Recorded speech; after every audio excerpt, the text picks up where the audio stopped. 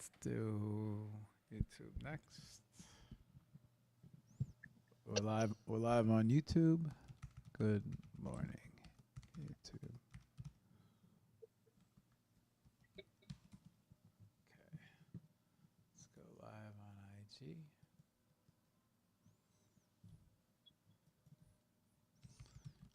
Good morning, IG. Okay. And last but not least, let's go X.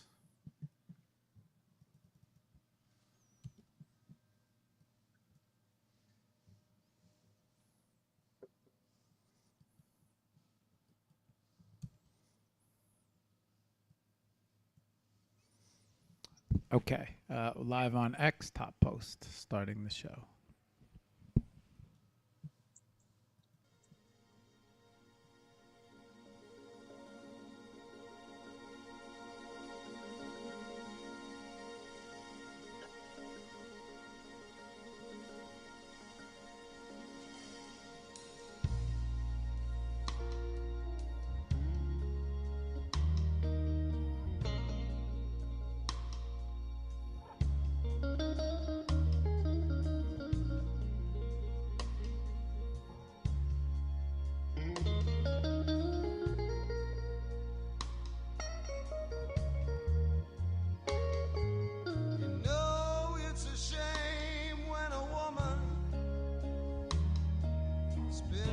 Time alone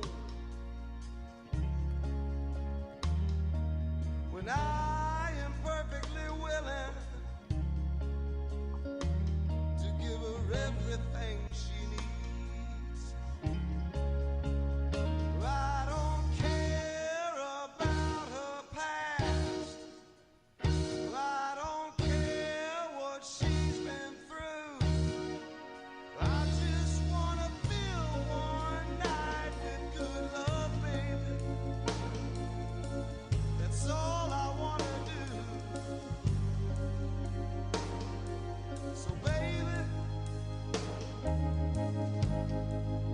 if you got that feeling, well, I wanna give you that midnight healing.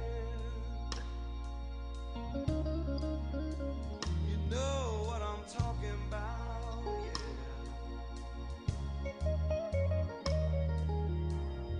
Just turn the lights down low. Come right on over here to me. I know you don't want no commitments, baby. I just wanna set your body free. And I don't care what's going on in the night outside my door. I just wanna get your head right, baby. Give you all the love I got for sure. Hi, Monica. So baby, Hi, Marc. if you've got that feeling, you know I wanna give you that midnight healing. Oh, I just wanna make love to you all night long.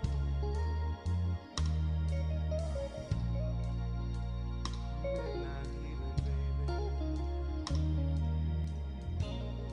Yeah, you know what I'm talking about.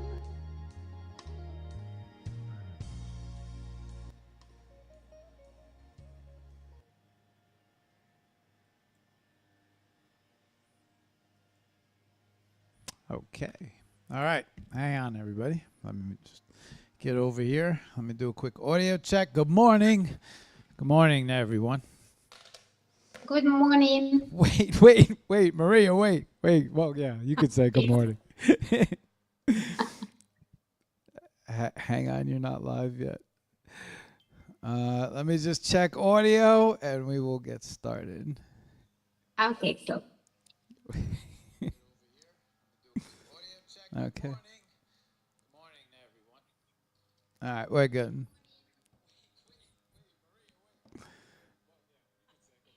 Okay. All right. Well, no reason for me to stall. Let me check the time, 9:12, so we should go 2 hours. Okay. Good morning, y'all. Today's guest, Maria Ozer. I have her with us. She's so excited. She's already saying good morning without even being on. So let me not waste any time and bring her on. Hang on. Hang on, Maria. Hang on. Where are you? There you go. Okay, there we go. We got her on both. Yeah. Okay, good. All right. Maria, say hello to everybody. Hi, everyone. All right. All right. Welcome to HOP, Maria. Thank you. Okay. I got to blank my mind because I had a chance to listen to your show with Sun and Hannah, and so I kind of feel like I got a little bit of a cheat code going on, but I got to blank it all out, and we got to start fresh. So, Maria, why don't you start off with a brief introduction about you, who you are, a little bit about you, a little history about your art, and why don't you take it from there? Go ahead, Maria. Yeah, thank you. My name is Maria Ozer. I'm I'm an artist, singer, and writer. I hope soon I will introduce you my first book. Now I'm working on it. But first I start from art, from creation. I was drawing from my childhood, but my mom didn't want me to be an artist because she was worried about my incomes. But still, I wanted to be an artist, and every time when I was even working on my usual works, I'm a makeup artist as well. I was still drawing, painting, and just keep doing my things. And then it was 2023. I joined the NFT, and here everything changed. And now I'm almost full-time artist, and I work in different techniques. I don't keep one style because it's boring for me. Uh, so I'm painting on canvases, I'm drawing on paper, I make digital artworks, I customize in clothes. I don't even know on what I couldn't draw or paint, to be honest. It's just what I do every day. And just this year I started to sing. I'm working on my first song. I mean, this is ready. I have text, but not instrumental music yet. Um, and now I would say that it started a long time ago, but now I feel like I'm starting right now, only now, because, I was an artist all this time, but now I feel like, oh my God, I can sing. Oh, and I can write a book. So what is very cool. And I will show you one of my. This is, can you see? This is OzverLand.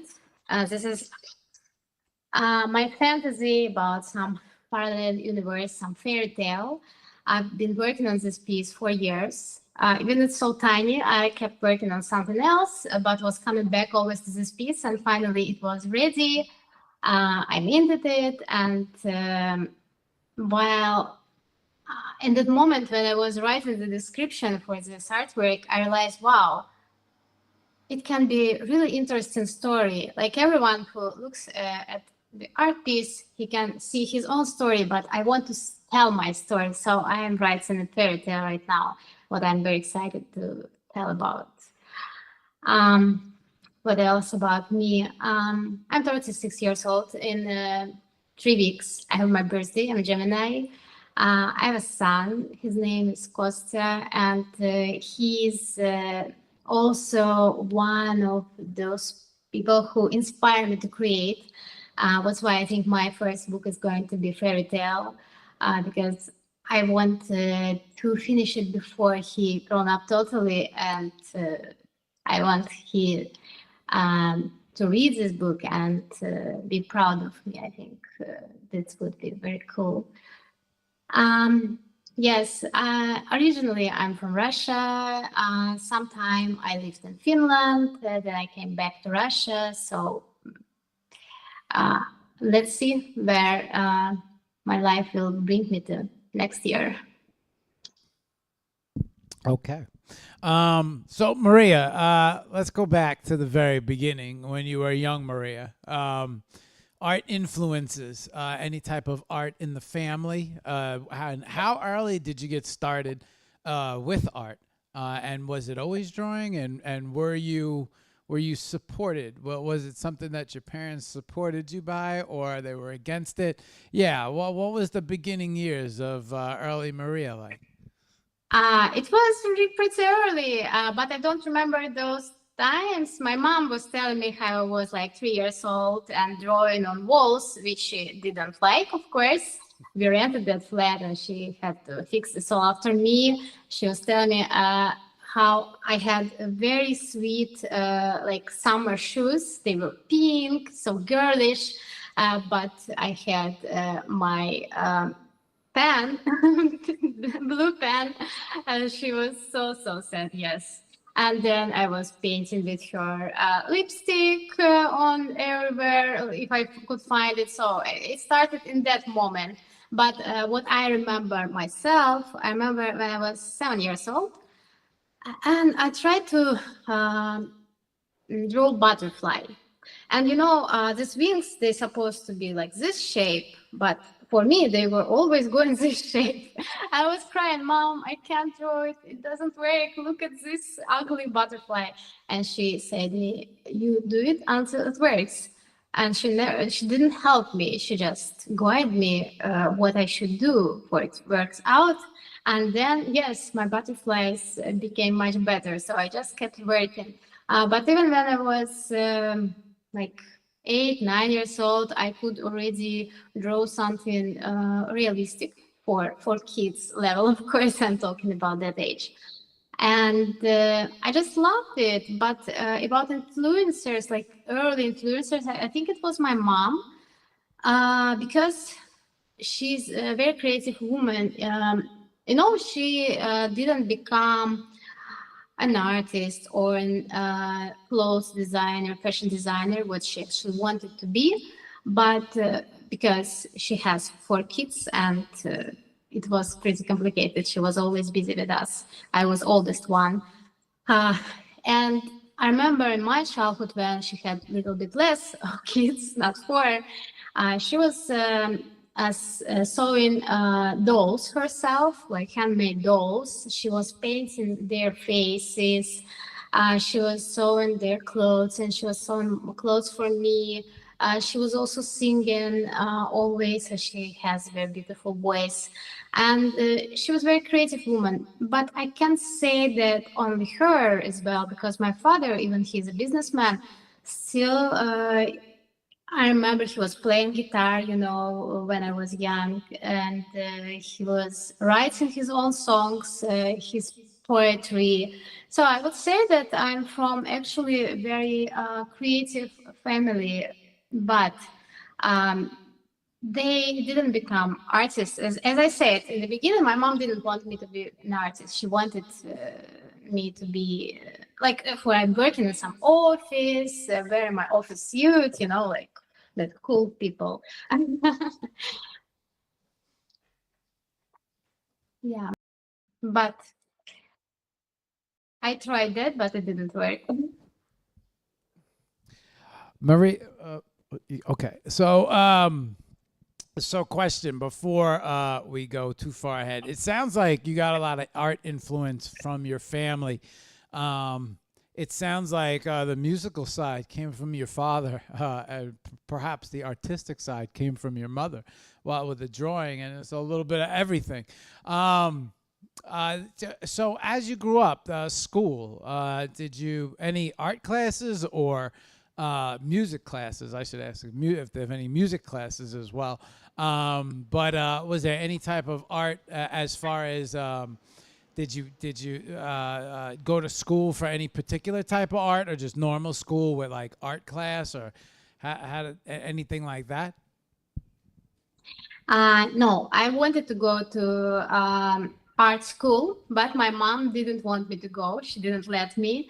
Uh, you need to pay for it, yeah, to go to this kind of classes. She didn't pay for it. She said me, no, learn it yourself. And I didn't have any books or anything. I was just drawing, like I see something, I take it and I draw how it looks from my side. And it was becoming better and better. Then when I was like 15 years old, I think, I went to another school and I was hiding my talent from everyone because I remember that you needed to make a lot of classwork, and I didn't want to do it because I was a teenager. I wanted to do something else. But then when I went to university on second year at the university, I remember there was very, very boring class. It was marketing. And our professor was really old man, and it was so boring. I just opened my notebook and I was just drawing there with my pen, and I created some really cool piece with that pen. I mean, then I started to take some color pencils and everything, and in that period, it was like some fantasy world, as that piece what I just shown, OzverLand. It was kind of this kind of art. And I remember that my some of girls who were studying with me, she was like, Maria, can you paint my t-shirt for dance classes? So I was doing kind of this kind of commission. And then I had my, I think, very first exhibition in St. Petersburg with this kind of paintings, drawing on paper in notebook, but I just printed them for they're bigger, and it was very exciting moment. I was 20 years old, I think, something like this. I was very, very excited, but then I had a boyfriend in that period of my life, and unfortunately he was very jealous. And for that introduction, a guy who was organizing all this exhibition, he told some story how we met. It was some romantic story, nothing like this happened actually in real life, but he wanted to make it just interesting. It was funny. But when we came back home with my boyfriend, he was mad at me. He said me that actually your art is nothing. They just want to get you and this, kind of talks. I was very, very, very disappointed. So you can imagine my mood, how it changed in that moment, in that day. Like first it was really, really high. I was so excited, and then it just dropped down so badly. And after that, I still was painting, drawing, but I was like more careful because I couldn't believe so much in my like, does it even work? Am I enough good for it? I didn't believe in it. Then I think I was still painting. Then I got married, another guy, not that one who was jealous. But my first husband, he was also a creative person, and when I was painting something, he always said like, this is wrong and this is wrong, you need to change this, and I thought again that I'm not enough good. Maybe it's but I loved to do it, and I still kept painting, of course, but I couldn't show it to anyone. And then I remember we broke up with him, and I got another exhibition. And it was cool. Like I started to believe in me a little bit more. And that artwork, some girl wanted to buy this artwork, but in other fall she didn't. But that someone wanted to buy it, it was already good for me. Like it was a good sign that someone appreciated my work enough to have it in their collection. And then I met my second husband, and when I met him, I didn't say that I'm painting, drawing, anything. I just was thinking no one is interested in this anyway. And then I think we were dating like half a year, and he was, I don't know how did it even happen. How did I show him that I'm actually creating something? He was like, are you hiding it from me? This is so amazing. And it was like maybe first person who was that much amazed by my artworks. And he was pushing me kind of to create, not pushing, but he was supporting me, yeah, to create. And then I started to take already some classes because I wanted to learn more about anatomy. It wasn't like art school. I already knew a lot of things at that moment, but I needed some specific like anatomy, maybe light and shades, this kind of things. Uh, and I kept drawing, I was practicing, and then at that time there came this coronavirus time. We were all locked like 1 year at home. And I was really painting all that time in different techniques. I learned watercolor in that moment and pencil work. Can't say it, updated my skills. And then he said me like that you need to go to NFT. I didn't know what is NFT even in that moment. I said why? He said I saw there are some works very similar with yours. Like it's very popular now, and I was so terrified to go to NFT because first of all I didn't know anything about this whole crypto world. Yeah, and I remember that I took some classes from some girl. I paid some good, like $100, I think. And she told me just on phone, like all this, like some crypto wallets, some marketplaces. It was so mess in my head. I was like, oh my God, what should I do? And I just give up. I was like, okay, it's not my thing. I'm not enough smart for this. So in one more year, I didn't go there. But then I found some in other classes where they were explaining well with examples, how to connect how to make your wallet, how to connect, how to actually do this all. And in that moment, my husband bought for me iPad, what was also a key moment because I didn't know that I can go with my physical art to this crypto world. So I started to learn digital artworks because I had no idea. It's very different, digital and physical art. So both of them are like different worlds, I would say. So of course, if you can draw something physical, you can learn maybe digital faster. But anyway, it's a different world. So I was learning this, and then finally, it was, as I said, 2023. I joined the NFT, and I I started to feel that finally I can share my art and I can be with like-minded people around. I started to feel like more inspiration to create.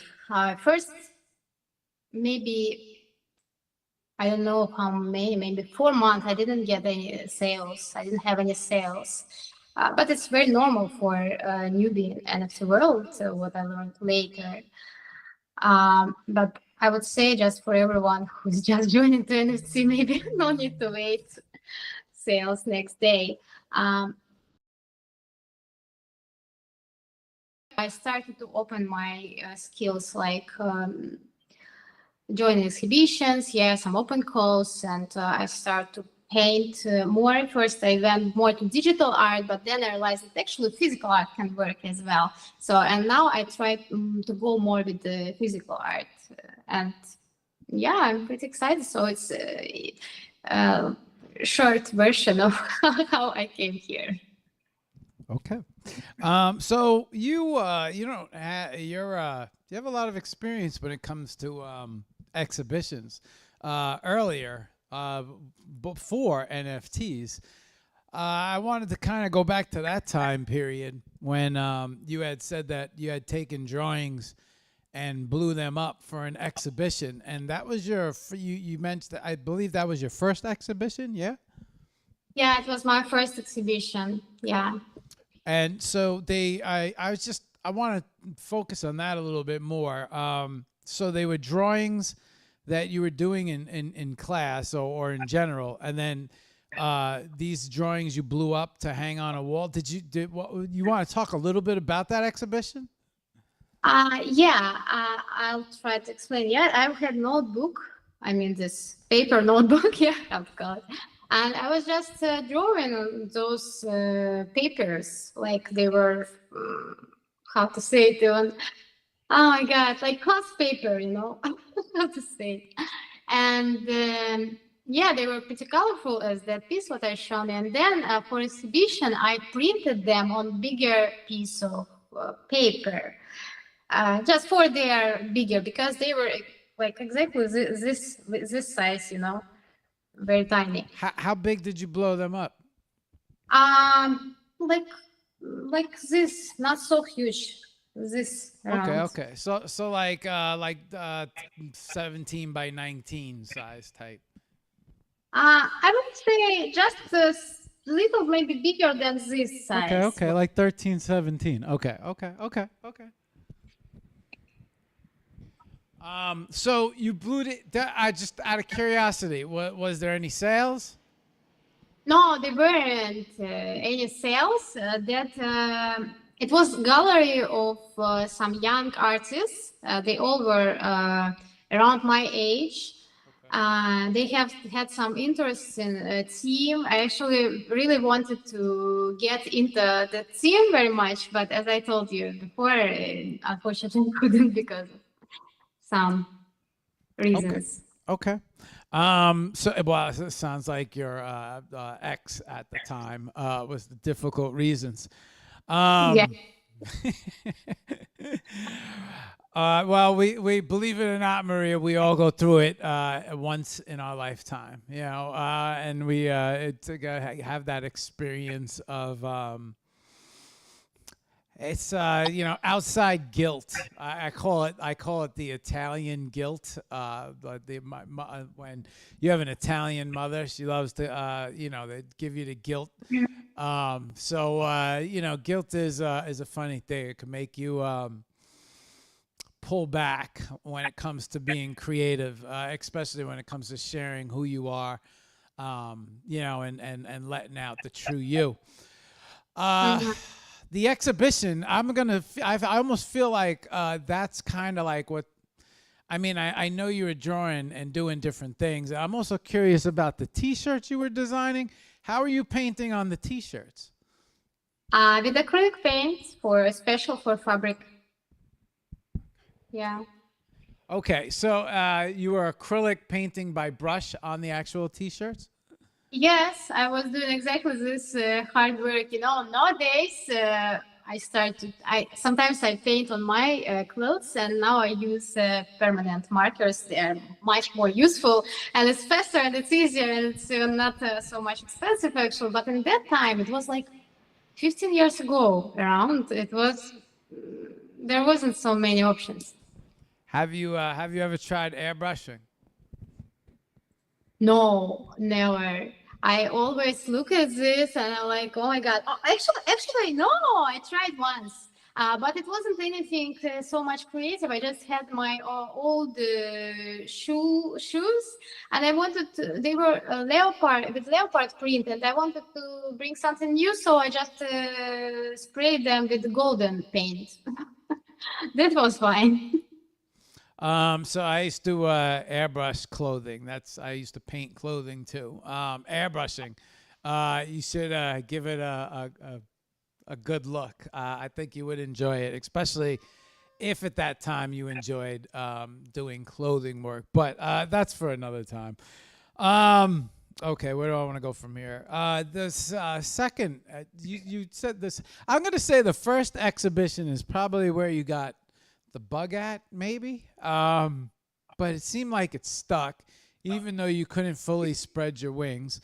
But then the future, the second exhibition that you had. And now at the second exhibition, you said that you made a sale? Yeah? No, I didn't. I was telling that someone wanted to buy my art on that exhibition. I exhibited maybe 2 of my pieces, and one of them, it was my very first piece. I still have it somewhere. I don't know where, but it's still somewhere in my apartment. And for me, it was very meaningful piece because it was my first acrylic piece. And that woman who wanted to buy it, she offered me $100 around. It's of course over wallet, but I felt that I'm not ready for giving this artwork, which is very meaningful for me for this amount. So I didn't sell it, but it was good to know that someone actually would love to have it, but they don't have enough of money for it. That's it. Okay. All right. So I mean, there was a possible sale, but Yeah. okay, I got it. Well, all right. Technically, that's a sale. Had you hand over the piece of artwork, but you weren't ready to let it go. I guess I can understand that when you create something very meaningful. There's sometimes, I think artists sometimes have more canvases at home than they release. This is a hard time letting go of something beautiful. Yes. Okay, so before the digital iPad, before NFT, I want to get into that NFT part a little bit. When you were first introduced to NFTs, confusion. Do you remember what year that was, or was that 21? No, it was 2022. Do you remember the time period? Was oh man, maybe my audio went out. Hang on. Okay. Yeah, my audio went out. Sorry, Maria. Was it 21 when you were introduced to NFTs? Yes, it was beginning of 2021. Okay. No, let me think.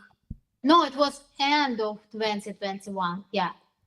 Okay. So that was kind of like the hot period towards the end, where everybody was buying every work of art. Yeah. Up until NFTs, it sounded like you incorporated, and then also COVID with the lockdowns. It sounded like you incorporated a lot of different styles. Your styles, do you favor one more than the most? I mean, have you gravitated towards a particular style more than the most? Do you like creating a certain way, or are you open to, or did you start blending? I mean, you had a lot of time to kind of, I believe every artist has their style, right? And you sort of have a very recognizable style. But go ahead, I'll let you talk. Go ahead. It's very difficult. I love experiments, first of all. I have my key style, I would say so. Yeah, I'll show you, but I love to experiment. If we are talking about my key style, it's like this artwork example. Can you see it? Yes. Also, Yes. I feel the piece that you picked up before Mm. on the paper that you showed. I also On feel, the yeah. Yes, but they are different because this is colorful and this is little bit like childish, I would say. These characters, they are childish. But actually on my white and black pieces, they're also sometimes childish. I just don't like to keep any barriers. By the way, my mom, when she didn't want to give me to the art school, we talked later with her when I was already adult. I say, her mom, why didn't you give me to art school?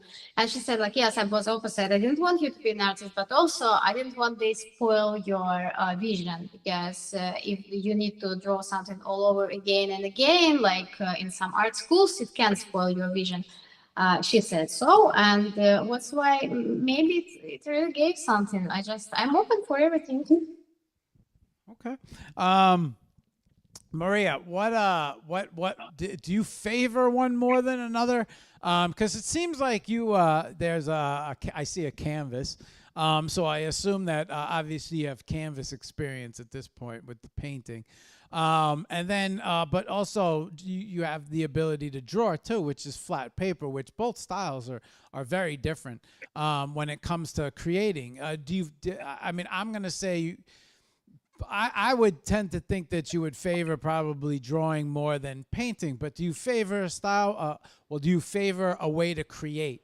That's a better way of saying it. Do you favor a way to create more than another? I just, you know what I like the most about art? I like the result. I actually don't care what and how I'm doing. Because that piece, what I showed, that OzverLand, that colorful, it took 4 years for me to be honest, in some points I hated this piece because I was taking it everywhere with me. I couldn't, like, it's like much work, but you can't do anything because just you didn't get enough inspiration to finish it, and you want to finish it, you want it. And then it's kind of a very, very big pleasure when you finally finish your artwork. It is what I really love because I have actually a few not finished pieces. But I look at them, I feel that some people who already seen them, they say like, "What is not finished? They're fine." But I know that they're not because I look at them and I'm not excited. I don't enjoy look at them, and when I finish them, this is just pure joy. It is what I love. So I don't care what I'm creating, how I'm creating. Some artists, they say that they enjoy the process. I enjoy the process as well sometimes. But if you're talking about enjoying the process of creating, for me, the most joyful, it is this black and white pieces on paper. Somehow there is something meditative in them. But all other artworks, it is every time it is challenge for me, because if you could see like middle of the process, like I have this guy here, let me show you.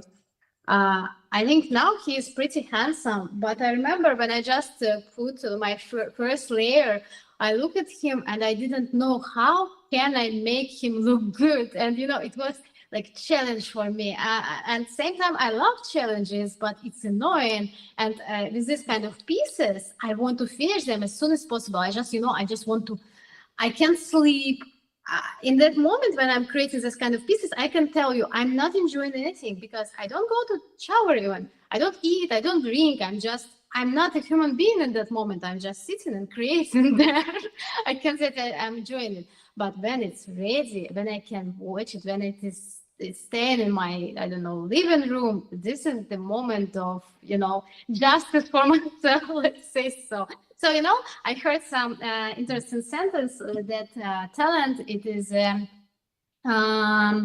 gift, and same time, like you are gifted and you are cursed same time. And I agree with this very much because you can't stop creating. You can't just stay away and just chill, yes? Especially if there came something to your head, just like, oh, I have to do it, I have to go. Like, you can wake up at 3 a.m, just like, oh, such an idea, I need to sketch it at least, yeah? And I don't know, I can't find even, there's no balance, I would say, like you are enjoying and you are not. It's kind of, I would call it maybe some problem even. But yeah. No, I think you got it right. Gift and a curse. It's sometimes being an artist. Now, did I hear you correctly? That piece, Ozer, did you say that piece, the piece that you held up, did you say that took you 4 years? Yes. Yes. Yeah. Can you hold that up again? Sure. I can hold like this.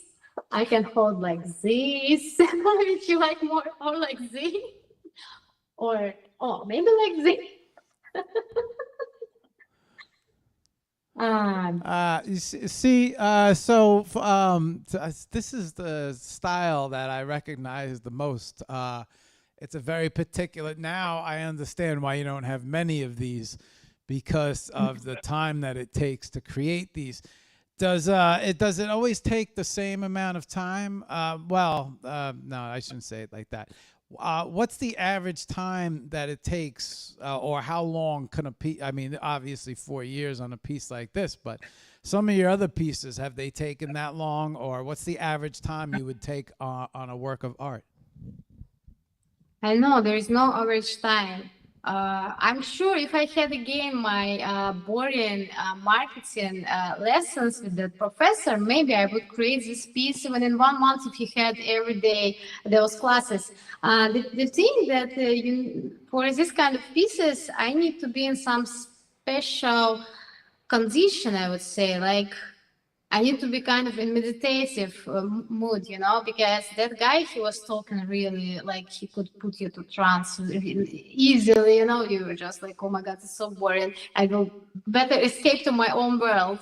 And during, you know, we have such a life, you know, like we need to do many things, like you need to jump there, you need to do this.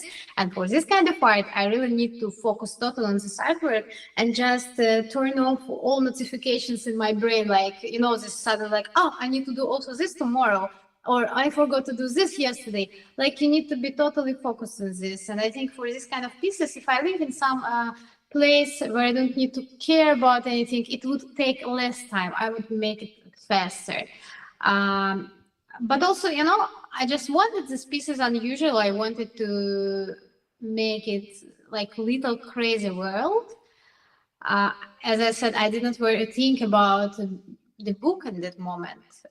But when it was finished, I realized that, by the way, all these characters. I will tell you also, I have another this kind of painting, but unfortunately I can't show it to you. I have very sad story about my artworks. It's I was married second time with a guy who lives in Finland, and when we were living together, I created a lot of paintings on canvas. They are huge. And one of them is exactly this style. There are a lot of characters, and it looks crazy. And I don't know how to get this my paintings yet, because it's a bit difficult between all countries right now. I hope someday I'll get it, and maybe there will come another book even based on that painting. But in that moment, it took for me like, let's say, half a year, but I was working also on other pages same time. It's also my thing, you know, I can't focus on one thing. I need to work on few projects. What's why there is singing, book, painting, many spaces, everything. I want to do everything. I want to, you know, live this life and catch every moment. Maybe it's also about it. That's why I can't focus on one painting. Otherwise, maybe it would be faster. So the only reason I bring it up is because, and there shouldn't be any like average time, right? I think each artwork that you create as an artist is based on your feeling when you feel like it's finished. Some pieces might take 4 years, some pieces might take a month. It depends on, I guess, also the inspiration behind the piece. Maybe sometimes how clearly you see the piece. You know, I feel like if sometimes you could see the piece very clearly, then you could probably get it out very quickly. But if it's a piece where you're not so clear and you're creating on the fly and it's kind of forming itself as you're doing it, in a very, it also sounds, some people do yoga. It's other people do art for meditation. Lots of different ways to meditate. Also bring you into a meditative state. It's difficult in the, okay, so this is what I want to say. It's in the NFT world where some people can produce art every day. You don't necessarily have that ability, especially when it comes to physical and when it comes to creating one piece and then releasing this one piece. You might not be able to create as quickly as some of the other artists that are out there, which it shouldn't mean anything. It just means that, you know, what they would work on and produce over the course of 30 days, you would produce one, you know, spectacular work of art. You know, okay, so I feel like we also missed a piece of you that you didn't share with us because I would have, I don't know if I would have thought to ask this question, but I heard Sun ask this question, and I guess I want to ask this question because I think it deserves some attention as well. Your PFP photo. You want to talk about that a little? Yeah, sure. I never was thinking that it's like my creation, I mean, this is photo. Uh, there is from me. There is only me and makeup. I'm makeup artist, as I said. It's one of my works. And it was just fun project. We were making some photos for fun, and I needed to make this kind of makeup for models with who we were working. But I wanted photo for myself as well because I'm not a professional model, but I had a lot of photo shoots because I'm a makeup artist. I have a lot of photographers friends, and I learned a lot of. I just sometimes, if I'm participates as a makeup artist to some photo shoot, I can participate as a model as well. So it was more just for fun. I never was thinking anything serious about it. Just when I came joined to NFT, I see that everyone is having some like art on their PFPs. But I didn't want art on my PFP. I wanted everyone knows my face. I wanted to be immediately open. I know that some artists they hide in their faces, what is very fine for me, but uh, by my own, I wanted to be immediately like because for me when I came to NFT I was thinking okay now I'm building my own brand. I want people know about me. I want to have my voice. I want to have my face.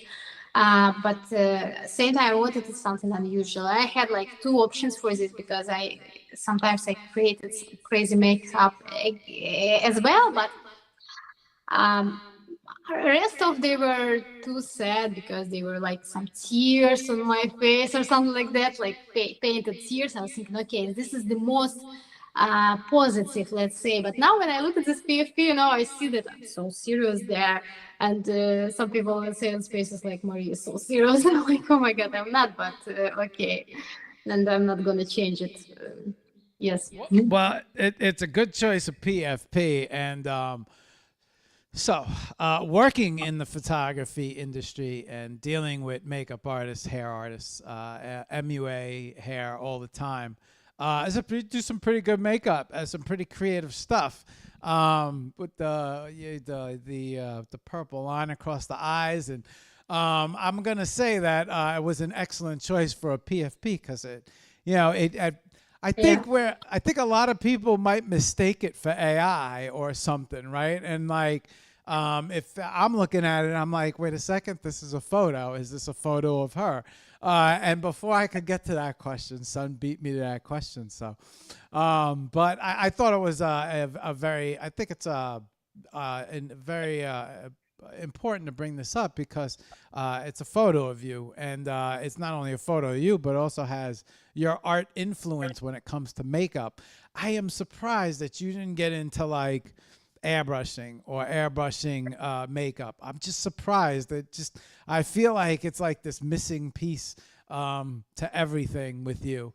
I don't know why, especially because in makeup, hair, nails, a lot of times they'll use airbrushes to streak the hair or do designs in the hair. Sometimes you see them airbrush different designs on the skin, face, netting or lace. And then also nails. It's so heavily, so you being in and then being a creative. A lot of times when you see makeup artists, they stick to the very standard makeup, but I like how you got creative with the makeup. I'd be interested in seeing more of that. Did you, so for other models, did you get just as creative with the makeup on them? Yes, just I used just different colors for models. Then for me, I remember there was some pink, white, yellow, and black. And for me, it was also a random choice, purple. I need to tell about it. I hope no one would damn me after this because I know that a lot of people in Web3 love purple color. It's not my favorite color at all. But somehow it just suits well for that picture. That's it. But I made a lot of creative makeup for models, and really different. For myself as well, we were using flowers and like just put them on glue or something like that. Yeah, I loved it very much. Some period I had like photo shoots almost every day. I mean, as a makeup artist, almost every day, because for me it was a form of art. It was before Yeah. I became an artist. Yeah, you were painting before you were painting. Yeah. Do you happen to actually have a portfolio of your work? Yes, I do, but I don't have actually all the photos there. I mean, I have Instagram, which is dedicated to my makeup or work, but I'm not into this so much lately, to be honest. It was more like when I couldn't be an artist, I I wanted to be an artist in some meaning of this, And then now I don't take any creative orders. Like usually because it's TFP, you just work it with your interest. Did you say time for print? Time for Yeah, you I, got it. TFP. I yeah. haven't I haven't heard TFP in a long time. The dreaded letters. Hey, do you do TFP? Okay, so I would just be curious to see some of your makeup, artistic makeup. That's for me. I'm just curious for me. I think there is there's another world out there when it comes to. I've seen quite a few people. I've seen a person with. I think his name is Joel Alvarez. He uses black tape.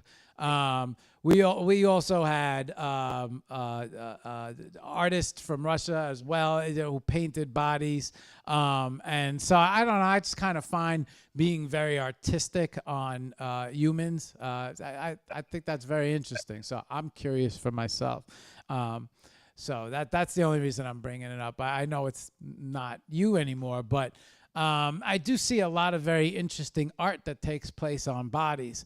And so when it comes to branding, and it's interesting because you said, hey, I'm here, I'm building my brand, I'm building me as an artist. I tend to think that whip videos and social media is what, when I hear branding and marketing, the more creative you are with your whip videos, so I see a lot of videos that do very well with very creative makeup or airbrushing or things like that. It really brings a lot of attention to the person or the person's page or the person's art. Okay, so all right. Where do I want to go from here? How do you decide? Well, I do want to touch on the NFT world. Let me check the time. Shit, we're almost at an hour. Okay. That's all right. We're all right. We're on right time. How do you decide what your tools of creation are? I mean, how do you decide? And so and there's also these lost canvases out there. I'm really curious about these canvases that are in another country, that artworks that I've never seen before. I feel like you have a very big array of artwork that you could release from all sorts of different types of perspectives. I've heard you say that it's not you with the makeup, but just being able to display your talents, being creative wise on makeup is art and art alone. There's a photographer I follow. Shit, why is his name not coming to me? It's just not coming to me at the moment. He does this thing with balloons around people's heads, and he pops the balloons. He does all this crazy dropping paint on people's faces, and he freezes the frame. And I mean, it's very creative, very colorful stuff. But I dig I think the photos are these photos and the creativeness of the photo got him so much attention that this is really how he built his account and his brand. Okay. When you create a piece of art, how do you make the decision whether it's canvas or painting or pencil? Like how does that? How do you find that? How do you make like? Is it something like? Do you get a vision for it? Is it like, well, all right, you know what? I feel like painting it. No, this is for a canvas, or no, this is strictly for paper, or this is how do you or do you just like go into a state and just whatever flows? I mean, do you see something ahead of time in your mind, or is it something that you create as you create? Like, is it something that comes to you as you create it? Mhm. First of all, I want to add something about makeup. Actually, I don't give up about makeup like completely. I'm more about now I take a break. I don't want to take any clients for makeup, but if I find a way how to combine it with my artwork, yes, I will use it. I have actually some video. You just reminded me. I made this makeup for my PFP just a couple of months ago for a drip, for my drip channel. I want to make a video where because on drip channel no one's seen me. I didn't publish any photos there, only my PFP. I was thinking, how can I show up for people? Of course, as I am on PFP. So I made that makeup and I had some videos how I was making it, how I was taking it off. So I was thinking for some time I will publish it, but I still didn't find time to publish it. But yes, I mean, it can be a kind of performance art if you are talking about makeup. Yeah, you see Yeah. so many you see so many people, they start right with the black background and they do the body paint, and then all of a sudden it's like Venom, or you see a lot of makeup artists doing paint on themselves. Those videos, I mean, if it's even a decent video, they get a lot of attention, those videos, so I don't know, that's just something that I popped into, because you don't see too many people who are good creatively when it comes to the body. You give them a canvas, give them paper, give them different things to create on, but to create art on the body, whether it's the black tape or electrical tape, or whether it's spray paint or roller painting it on, or doing designs, or having templates. A lot of times I find that body art is or makeup face art. But then I see some people that do the lips. They do amazing things, and I find that it gets a lot of attention online. So I was thinking to myself, like, man, this would really bring attention to the brand, to your art. Okay. Oh, yeah, I didn't let you answer everything yet. I jumped in. Go ahead. Yeah, about choosing how to create, the way to create. I just follow the flow. I like what I believe that I can paint or draw anything in any technique. So usually it's up more to what I want to use now. Sometimes I take, like example, I bought that black canvas. It still stays there behind me. I still don't want to touch it yet. That's why I didn't paint there yet, but there I already did. But when I want to touch, acrylic paints, I will just take it and then the idea will come. So it's more about firstly choose which way I want to create right now than the idea. Because as I said, I'm also going immediately at the same time to a few directions. So if I paint on canvas, it doesn't mean that I'm not drawing on paper. I like to feel, maybe it's more about feelings, because when you're painting on canvas, it's one thing. It's something, something that you can touch it with your fingers. You can make some interesting textures. But when you are drawing with on paper, it's some tiny lines and the strokes on paper, like you're scratching them, you feel it. It's very difficult vibrations, I would say, like energetic vibrations. So I hope I explained you well what I feel. No. I mean, it's interesting because you were pointing out the black canvas behind you that you didn't touch yet, but It's so I would imagine that shifting from canvas to obviously. I never thought about this, right? But for so many different ways to create, you probably have to be in different moods as well. Like you have to be in the mood to paint. Yeah. You have to be in the mood to draw or create something very detail orientated, right? I mean, you have to mentally be there, see it, and being ready to create. Now, being an artist and being online and being in social media, I'm sure you see a lot of different. You probably follow a lot of artists as well. I mean, I know I do. And then you see so many different people being creative.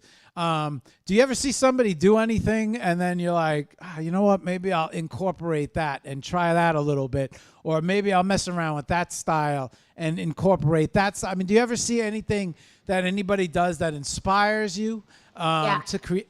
I'll let you go ahead. Go ahead.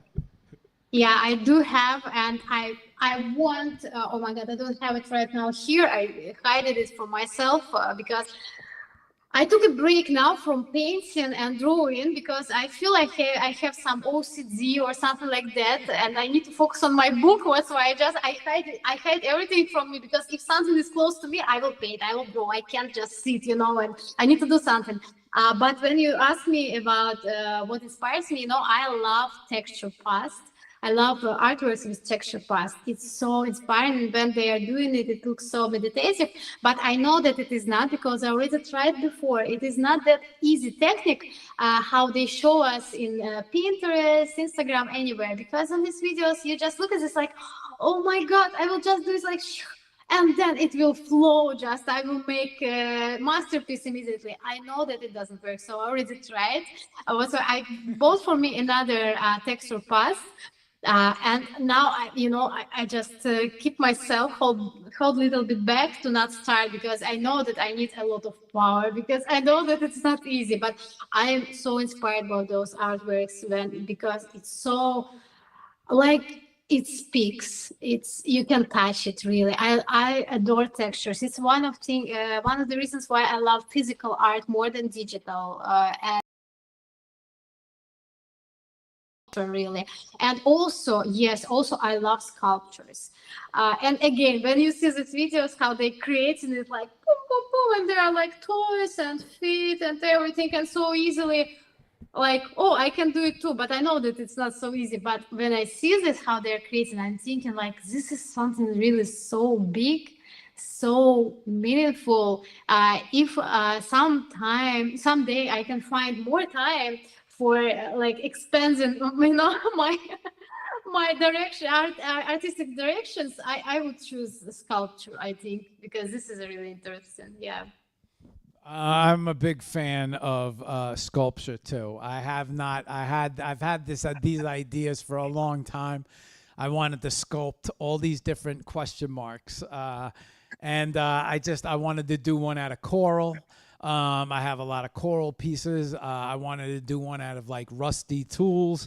I know the type of sculpting you're speaking about, because I love those videos too, especially when they do the bodies and there's I love the miniature guys as well, the guys who build this little scenes and the models, and they airbrush and paint them, and then you see them do it in like under a minute with their whips. And then it's like, oh yeah, this is easy. And then, it's their whole life they were working towards it. But some of this, I come across some artists on IG and I'm like, oh my gosh, man, I found this new artist where he pushes his canvas up and the paint drips down off the canvas. Yes. You know what I'm talking about? Yes, I know. I see it too, and I want to do it too someday. Oh my God! I was watching yesterday.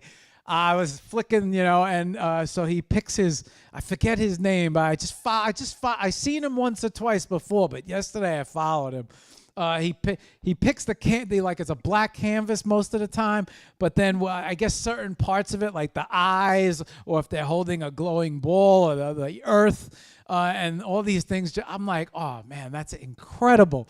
So many. I mean, there's so much creative stuff that it's hard to you have your style, but then you see so many different people doing so much creative shit, and you want to incorporate all of this into your style. It's I think today it's with the internet, with social media, it's never been more inspirational, right? You could simply open up any social media platform and peer at like hundreds of artists and just instantly become inspired by watching all of their whip videos and go into their pages, almost so much so that it might inspire you to create a completely different thing, like you said, sculpture or something else. Before we move over to the computer, let's talk about NFTs a little. You were introduced to the NFT scene for the first time, and you kind of hesitated, but then came back to it. And then it was really interesting because it almost sounded like you found a home. You were like, well, now I found a place to share my art, and everybody like-minded people, which I often say a lot of times, Spaces, X, the digital collectibles, the Spaces is really where I felt like I met a lot of great people, a lot of great artists, very inspirational people, and then everybody congregates and kind of you have a group of very supportive people in which you can share your art, and everybody's like, come on, let's go, that's all right. And so it's a very inspirational area, very inspirational group of people.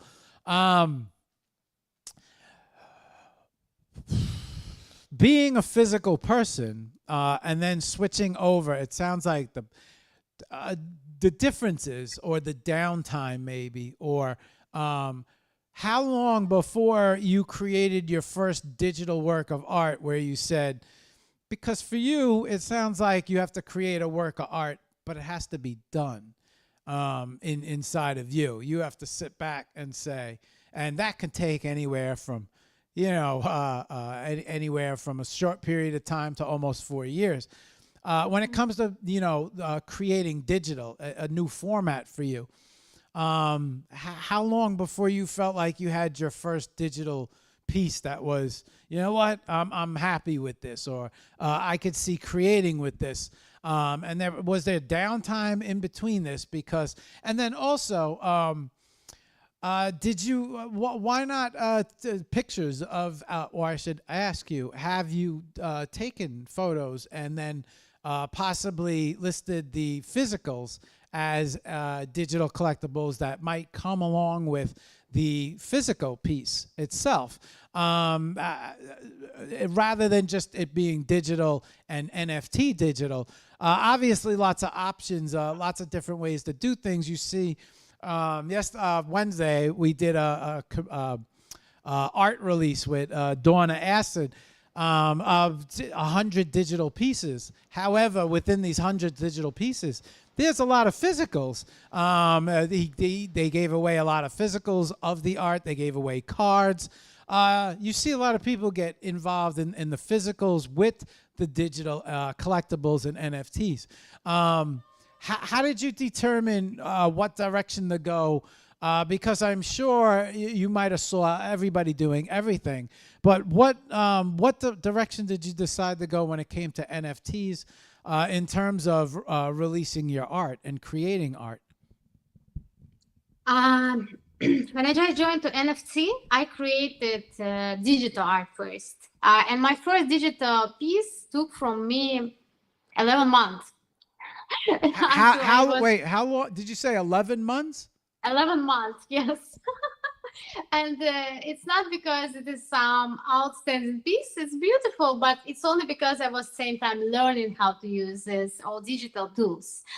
And then after that, all was going much faster. I could create even in like 8 hours. I could create easily. But now now I don't want to go with digital so much. I go in with digital only if I can't make it physical. Example, now I don't publish anything digital um, because I don't have time for it. I'm working on my physical project. But example, I started to learn also animation like 3 months ago, and animation can't be physical. So if I want animation, it will be digital. Otherwise, I'll try to keep it physical because now I want to release my artworks. Example, now I'm on Scorpion, a new platform, yes, and there I'm going only with physical artworks. Some of my art friends even asked me like, why do you keep these strict lines? I said because I decided so. On Scorpion there is only physical artworks. There are a lot of one-of-ones which if I sell my one-of-one physical artwork, it's including physical version as well. Yes, and for my editions, I'm still thinking what to do because actually I don't want to keep it. I want to share my artworks. I want people have it in their homes. I want they can touch it and resonate with them more deeper. It's what I feel about my artworks. I feel about my artworks like about kids, you know. I always say so because firstly, I'm thinking, I'm planning them. Yes, I'm planning them. Then I am creating them. And then when they are ready and they are already like little adults, like they're adults, I can give them to some really good human being. So it's what I feel about my kids. Oh, my artworks. Oh my God, my kids. Yes. So I'll try to go with physical, but it doesn't mean that I'm not going to make any digital as well. I don't want to limit myself, but now just I'm very tactile person and I love to touch art, and I believe that there are many people like me who love to touch artworks, who can feel it better if they can have it in their hands. I was going to ask you, but I think you already answered it. Is my next question anyway. I was going to ask you, interesting because a lot of people do decide to go digital when it comes to digital collectibles and NFTs. But I was going to, so the choice to go the physical route and create physicals, you don't see, especially what you're doing. I know Pega. Pega is a physical creator. And a few, she's the first one that comes to mind, especially with big canvases and big artworks, and the time it takes to create these artworks. And not that, you know, she's another, in my opinion, she's someone, she didn't conform into the NFT world and decide that, hey, I'm gonna create digital, and I'm gonna release a piece every single day. She also, you know, I'm gonna stick with the physical, and that's where I'm gonna, you know, focus. And then I will also bring that physical piece to a digital version online. But it sounds like you already answered it, just because of the way that you answered before this. I'm going to ask it anyway. Was there any particular reasons why you decided to go more physical? Because obviously that some people would feel like creating, okay, this piece here takes me almost, you know, a month or 2 months or 3 months or 11 months to create, right? So how do you brand, you know, how is that something that you brand over time when you don't have the ability to release the artwork every, you know, you can't release artwork every 5 seconds, right? So you're working on this piece of artwork for 11 or 12 months. You don't have the ability to release it every single day. How do you, you know, a lot of people are afraid of working on one piece because you don't have the ability to market it, share it, talk about it. So I was just curious, that doesn't seem to bother you, because you're like, you know what, if I'm going to paint, I'm going to paint.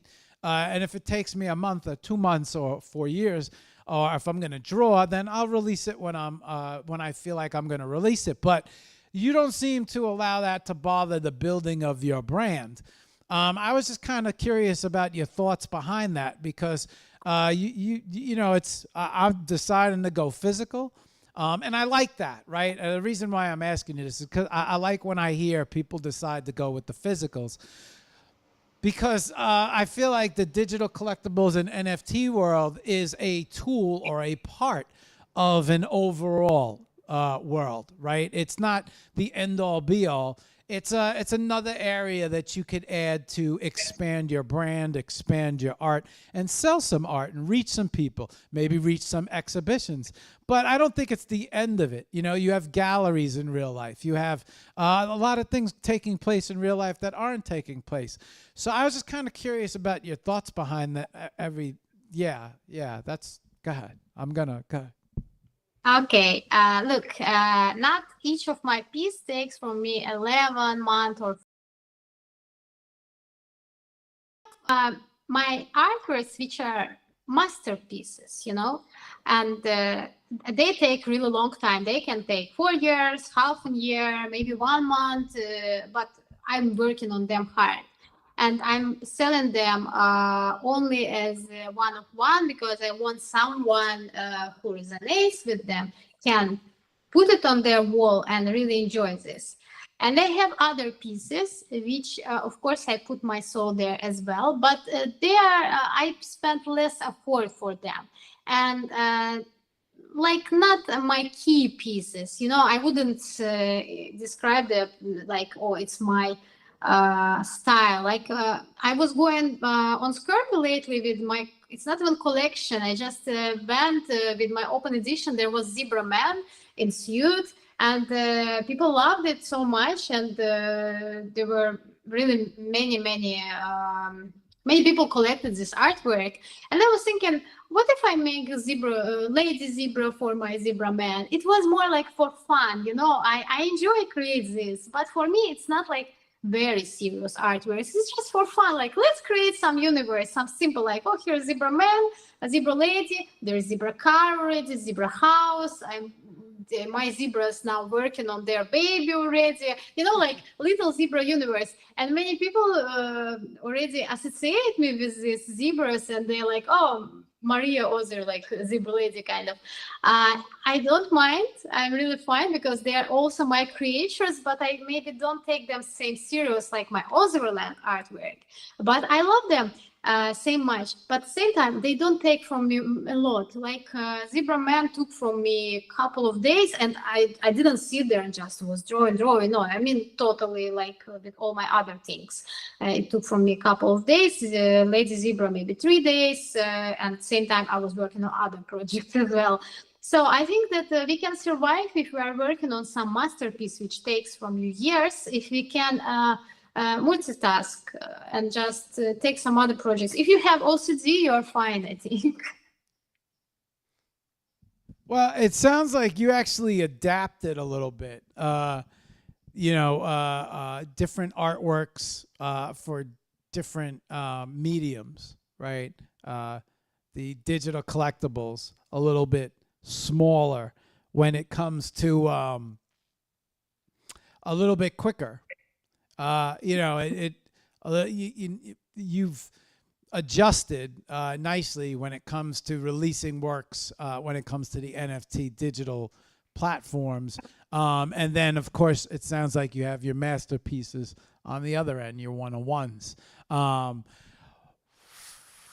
What do you think about showing? I think we're at a good point where we should head over to the computer and start showing everybody what we're talking about.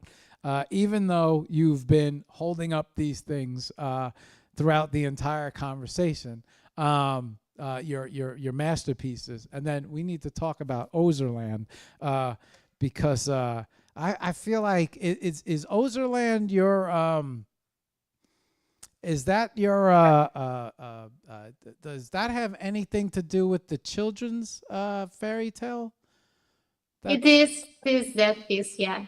I had a feeling because that artwork fits it perfectly. Okay. How do you feel about going over to the computer and showing everybody some of the stuff that we're talking about? Yes, please. Okay. I would love. All right, let's go. Okay. All right. Okay. I'm gonna bring up. Let's see. We're gonna start with your ex. What's up? Good morning, everybody. Let me say good morning to everybody real quick. Good morning, Kaz. Monica. Good morning. Hey. All right. What's up, Chaz? Sahar. All right. What's up, guys? What's up, Anna? What's up, Tara? What's up, Manic? Good morning, guys. What's up, Centaurus? What's up, guys? Good morning. Nice to see all you guys. See if we got anybody over here. IG a little quiet, but good morning, guys, over on IG. I see you guys watching, and we are dead on Dead Book like normal. And last time we had so many comments on YouTube, and I didn't even know. Okay, good morning, guys. Let's change the screen up a little bit. Let's bring this and this. All right, and then what we're gonna do is we're gonna shrink you down. Let's move you over. All right, very good. And then, come on, get out of here. Let's bring your X up. That's what we're gonna do. Okay. All right. OzverLand. So when it comes to all of your artwork, this, for some reason, is I don't know why I'm attracted to this the most. But when you speak about, oh, hey, hang on. You need to see me. You can't be talking to an empty chair. Let me switch this up. There we go. Okay, now you can see me. There we go. Now we can have a conversation. Okay. I got you. Sometimes I forget to switch the cameras. Let me on this. Okay. All right. We're all good. All right. Good morning, Fate. Good morning, guys. Welcome to the broadcast. I see all you guys in the box. Thanks for joining and joining in. If you guys got any questions for Maria. Oh, Chaz says, not true, Marc. Maria can produce pieces quickly if she wants. She has some smaller pieces, which she could push a few pieces a day if she chooses to. Oh, so. What's up, Lord? Oh, I didn't even see Lord in there. Good. Hey, good to see all you guys. All right, don't forget, TGIF at 1. All right. Hopefully I see all you guys there.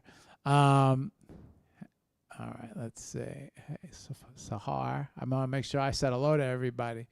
I want to make sure you got a lot of friends on here, Maria. Okay. Hi, guys. Hi, everyone. Glad that you're watching us. I don't see anything, so I'm just glad that you're there. Thank you. Yeah, they're all in comments. Big support, big love over here. And Chaz blowing up the spot, saying that you do produce art very quickly. Yeah, Chaz, I agree with you. This mixer is driving me nuts. Okay. He caught that. Yeah. It's got me jumping up and down. You're right. It is time for a new mixer.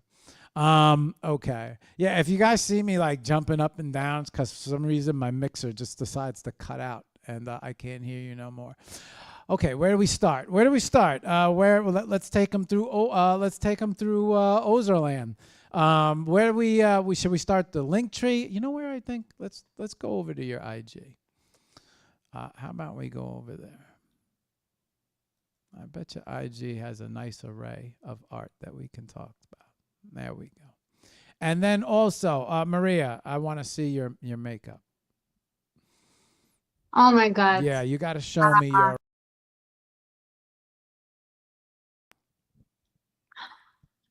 That's right. I don't know. How can I? I'll try. I'm digging into it all. We're checking it all out, but I want to see the makeup as well. You're not going to get away with that. I want to see your creative makeup. Try to find some photos. Thank you. All right, I'm going to go back to the bottom of IG. We're going to start here at the bottom. Let's go. All right. So I am at the bottom of your IG and moving forward. Are you drawing on your legs?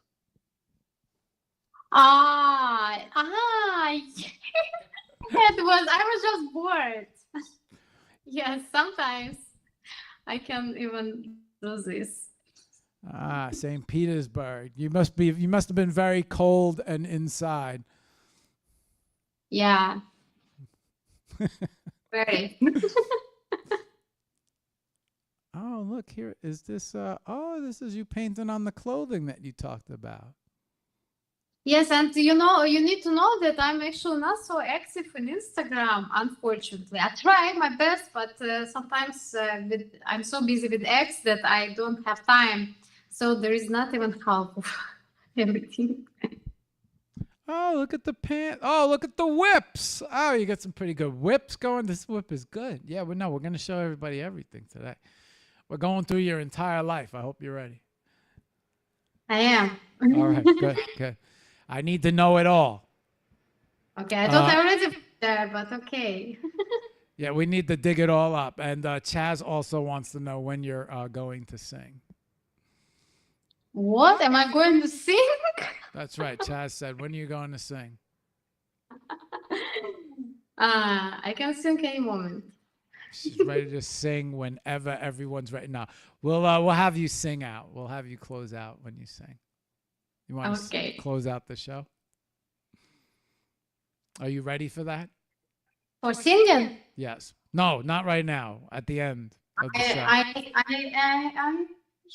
I am. Give me 1 second. Okay. I'll be in a second, and then I'll be ready. Okay. Okay. So she's prepping to sing. And as she's prepping to sing, we will skim through her IG and check out some of her art.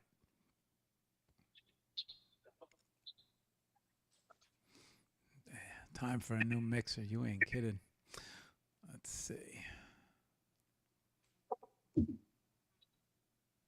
You're pretty good at these whips, Maria. Are you on TikTok with this or no?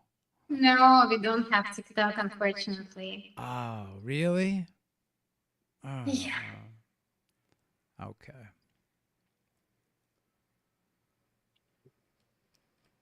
Where did we go? I just lost.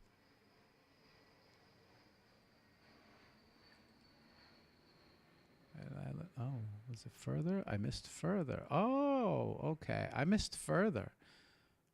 I should have gone down further. Hang on. Not everything loaded. Oh, okay. Let me get through this. Oh, I do see some pictures of your creative makeup. Oh, you got little butterflies there. Look at that. Uh-oh. Let me find out you're a creative makeup artist. I actually found some of my makeup, but the problem I don't know how to share it. I can't even open it. Oh, I got. Okay, I see braids and dots in Finland. Yes, on me, yeah? Yeah, yeah, yeah. Yeah, I was thinking to show you my creative. I found only one photo. I don't know. Could you even see it? Can you see it here? Oh, hey. Where are these like stuck on? Yes, I can see it. I hope everybody else. Are these all stuck on your computer? There's not an IG of these? No, it is. Maybe it is on You IG. should have a whole portfolio of this stuff. Maybe it's on IG, but you need to find. And now you are on my Instagram, which is Marie.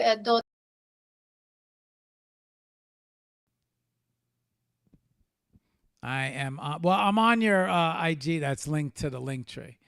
But I went down all the way to I went down all the way to the bottom. But this has a little bit of everything, and you're a pretty good photographer too. You didn't say nothing about that. You take good pictures. Yes, it's. I think it's after my higher education. I was studying to be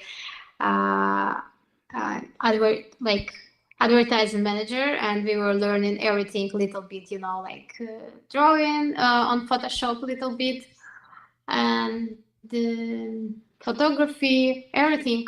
Like something there, something there. Uh-huh.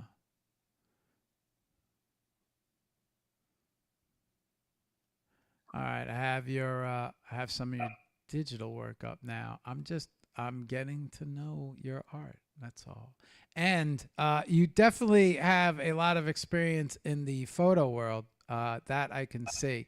You have very good photos. I mean, the makeup, which is yours, but the person who shot the photo, you had to be on some sort of set. But now I'm starting to see it. Little glimpses of the whole story, especially when you skim through IG like this. Um, and where is this? This is a TikTok. I see a TikTok. Oh, this might have been before it got banned. Okay. Ah, yeah, I had TikTok before. It's a shame that something with the best algorithm and pumping your artwork and giving you the best chance for everyone to see. Um, it's a shame you don't have access to it. Instead, it's, you know, yeah. So, as I run through IG and show everybody, what was the downtime on the digital? Like, how long did it take you to pick up digital drawing? Being someone who was very familiar with, physical drawing, did it just come to you the minute you started messing around with the digital? Was any like was there a learning curve, or does it have the same feel? Um, You mean how did I decide to create digital art No, when no, I was? no, no. How long? Like, okay, so how long? Like downtime, right? So the downtime to learn on the pad, and start picking up drawing. Like, how long did it take to get a grasp on how to create on that iPad? Was there a lot of downtime, or did it just come naturally? Like, did it just automatically feel like you were creating? No, I was learning actually. I don't remember exactly, but I think I will took maybe some lessons. I was a lot of experimenting. I was checking some tutorials on YouTube because there's work with layers and it's very different from physical artworks. Uh, the- mm, I can't even say that. I feel like about digital artworks, it's same like about physical. You just keep learning it all the time because with physical you are learning new techniques, but with digital there are coming new technologies, and you always have to learn something new. You're good. You're very good with the whips as well. You're good making. You guys are good making these things. All you guys. All right. I'm flicking through. All right. All right. Showing. I want to show off some of this stuff. So you said black and white is kind of what you enjoy the most. Did I hear that earlier correctly? Yes, it is something what doesn't annoy me the most when I'm. Because I'm watching you create on the pad with the black and white. When it comes to pencil. So let me ask you something, Maria. When you sit down to create, right? Obviously, you have a lot of different. Shit, this is good. They did good on the digital too. All right, so a lot of this is part. Yes, yesterday's with. Oh, look at this. So I'm not right now. I'm into your IG. You have completely lost my attention right now, because now, like, I'm. Oh, I always wanted See it, yeah. Yeah, well, there's a lot going on here. I didn't realize how much was behind you. You have the digital drawing, you have the physical drawing, you have the painting, you have the photo. You can't flash photo shoots and makeup in front of me. I get so distracted because, like, that's kind of like my thing. You projected a design and did a photo shoot in front of the design. That's something I always wanted to do. But more than that, a lot of your artworks very detail orientated. Very There's some parts that are super super intricate. Um, got a lot of art. This is deep. You've been busy for a while. How what? Oh man, look at your nails. Check that shit out. Even your nails are art. Look at this. Huh. All right. Oh yeah, my art should be everywhere on my nails as well. Yeah, look at that. Is that the question? Is that the OzverLand style a little bit on your nails? um, it's black and white, yes. No, it's colorful. Ah, colorful. Yes, yes. Sometimes, I have a really good nail master. I would say that she's an artist, but she's an artist only like she's nail artist really because she can paint anything on your nails. And sometimes, and she likes my style. Sometimes I just come into her and like showing my artwork and say like, "Can you make something like that, please? Can you take some uh, patterns from this? I don't know, some maybe colors," and she really enjoys it. So we found each other. Ink pen as well. A lot of different styles, Maria. As I said, I can't choose one because I Well, love. yeah, no, I mean it's yeah. That's this is so you can switch. Have Maria show her. Yeah, okay. What? Chaz is being funny right now. He said he wants to show your right hand nails.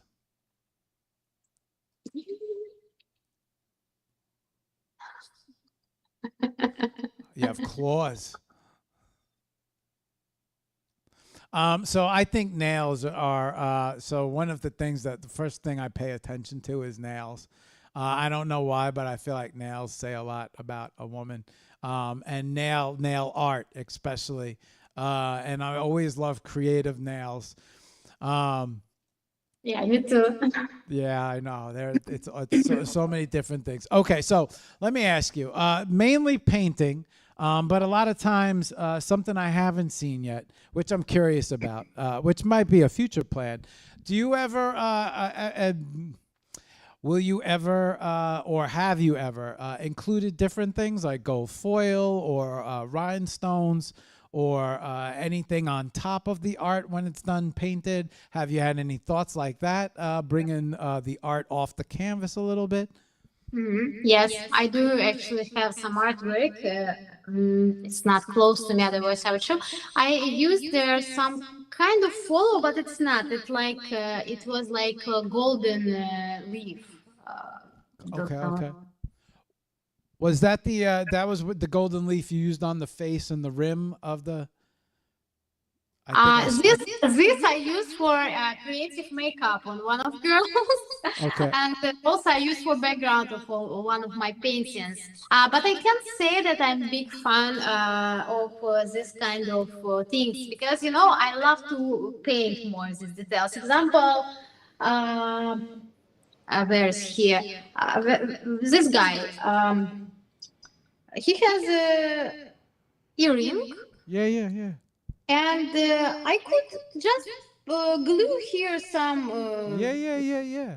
but I didn't because I love to give this effect by my own hands. I mean, I don't mind, but I feel that I can show my skills better, and also it wouldn't leave because this whatever you put on glue, you can of course varnish it, but I still have fear. What if it would leave from the painting? So I prefer to paint it to make it sure. You're worried one might fall off. Yeah. Yeah. Somebody looking at the work on the wall, and there's one missing. That would drive me nuts too. Mm-hmm. I knew an art. There was an artist who made clocks out of wood, and his clock was malfunctioning. There was a certain way to wind it and move it, and I was in the person's home, and she had just let it stop running. It was like a real vintage, one of those clocks with the strings with the weights, and you used to have to pull the weights, and but it was a long fin, and the fin would tick and bounce. And obviously there was a certain way. It was obviously artwork and the clock, but there was a certain way to run this thing.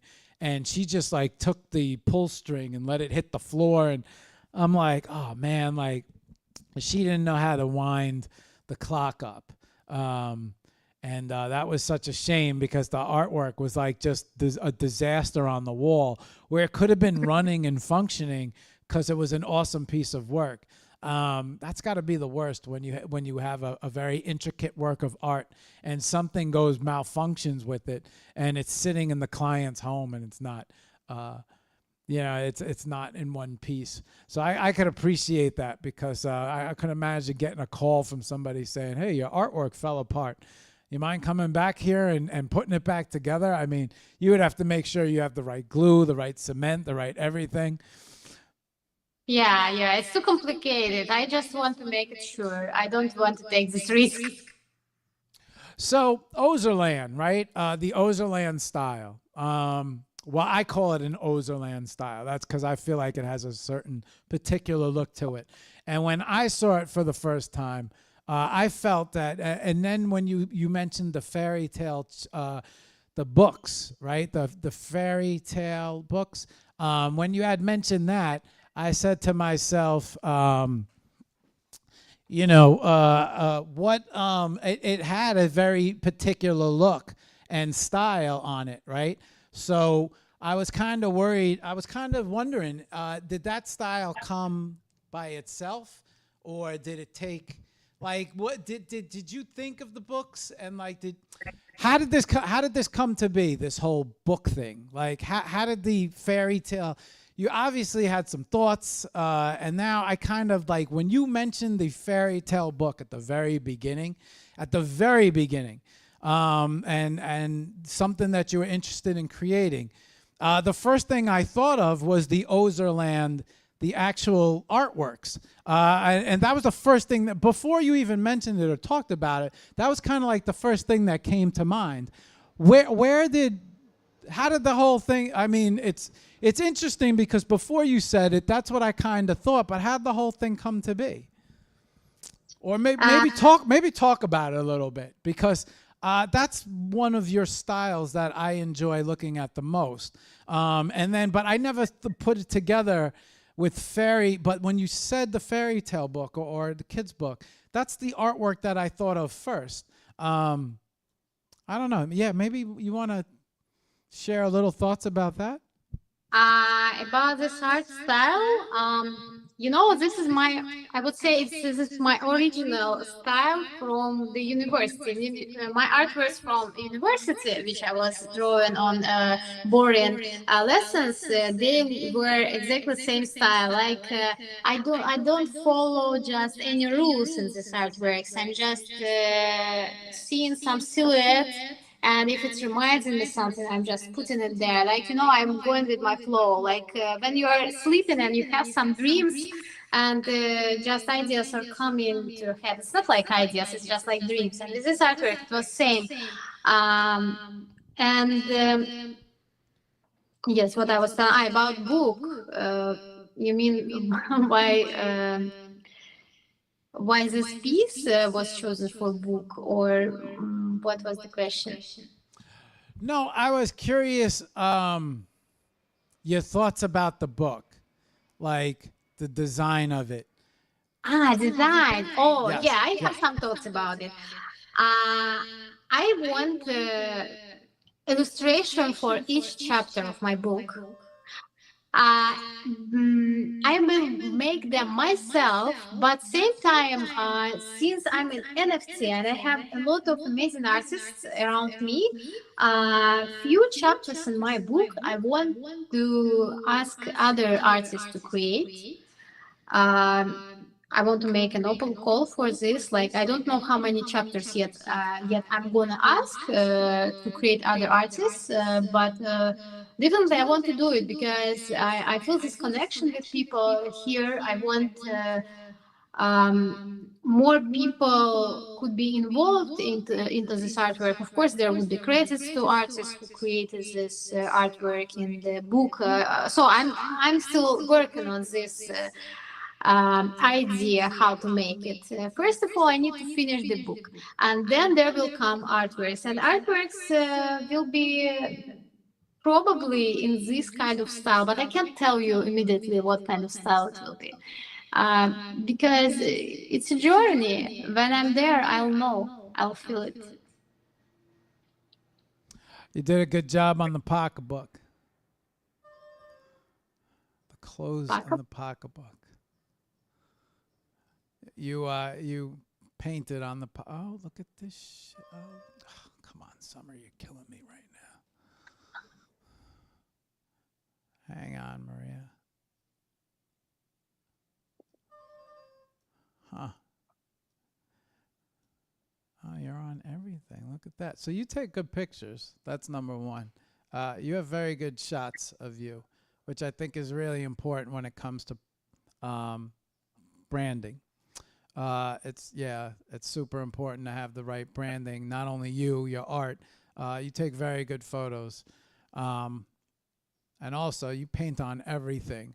So I didn't know you painted on everything. I thought you were just, but now that I'm looking through your IG, I'm seeing you paint the sneakers right now. Yeah, I have already 3 for sure what I painted. I'm, I gotta, so, I feel like when you're overdosed on inspiration, anything can happen at any time. And so, where a lot of artists say, where a lot of artists are kind of, have one particular style, whether it's they deal with digital or a particular way they paint. Sometimes it's just strictly street art. You don't see. I think it's really important for an artist to try a lot of different things. I think the more an artist tries all of these different styles, whether it's for you, I mean, you've gone from bringing your art to clothes, to bringing your art to paper, to canvas, to pocketbooks. It even looks like, were they coasters? It looked like they were coasters at one point that you had created. You brought your art to faces. You've painted faces, and that reflects on your portfolio as well. And now the digital end of it, you're drawing digitally. So I like when I see an artist that takes their art and they try a lot of different ways, a lot of different things. I think that's super important because the more things that you try, the more you branch out. I mean, I say it's a gift and a curse, right? It's dangerous because it spreads you thinner all over the place. Because now it's like, all right, I got this project, I got that project, I got this project, that project. And then I want to try this. And, oh, I saw somebody online that did this. And I want to try this, and yeah, right. So like I know how I get. For me, when I go online and I start so now as I'm going through your entire portfolio and I'm seeing you all the different things, certain things will inspire me to you know what, maybe I want to paint on a pair of sneakers, or maybe I want to try this or try that, right? And now everything else stops because you have to try something new on something else. And so sometimes I feel like this can thin you out. You can become very thinned out, never finish one thing or never find the style. But I like when I see all these different, when you try lots of different things, right? And now the singing, venturing into the singing as well. So multifaceted artist. And you have good whips. You did good marketing your art. You did a good job putting together these videos. A little bit of an artist as well when it comes to an editor. It takes a talent to show a work of art over time. I'm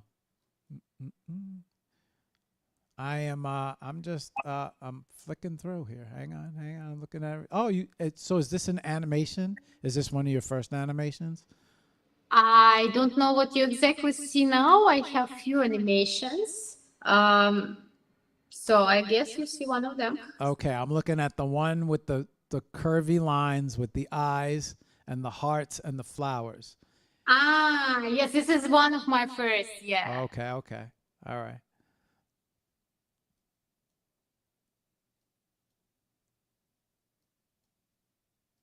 So, Maria, let me ask you a question. When it comes to, you mentioned branding and marketing yourself, what do you think is most important?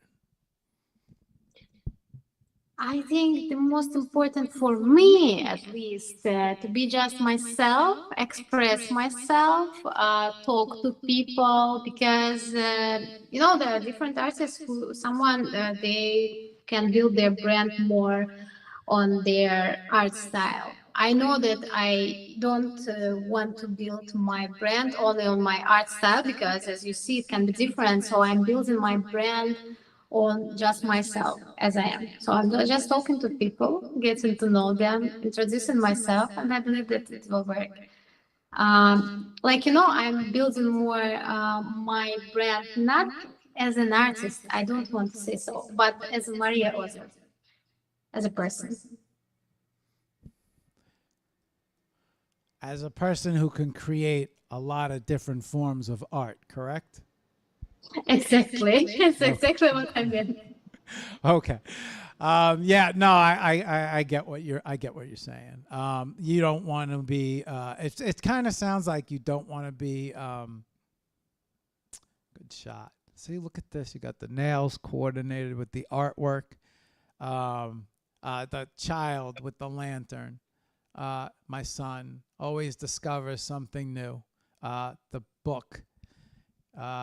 You have the shot with your nails that match the drawing. Yeah. Mm-hmm. You know what I'm talking about? Do you know what shot? Yeah, Yeah. yes, I exactly asked Yeah, her, see, like, can this, be like my artwork? and I didn't. This is a little style here, Marie. You got a little style going on with the nails and the art, the matching art. These are things that I believe get people's attention, especially through social media and marketing. So you do a good job all around. All right. Thank you. You're welcome. The pineapple. Ah, yeah, I remember that piece. Okay, so this is what Chaz has got to be talking about. He's got to be talking about these little doodles with these little guys. Are these the ones that you can produce pretty quickly? If I have inspiration, I can produce even in half an hour. It's up to what kind of art and what kind of condition I have. Chaz also wants me to bring attention to the fact that you were on the billboard in Times Square last year. And he also says that he has a pair of custom kicks from you. Yes, he does, and I have from him. He customized sneakers for me as well, so we made a swap.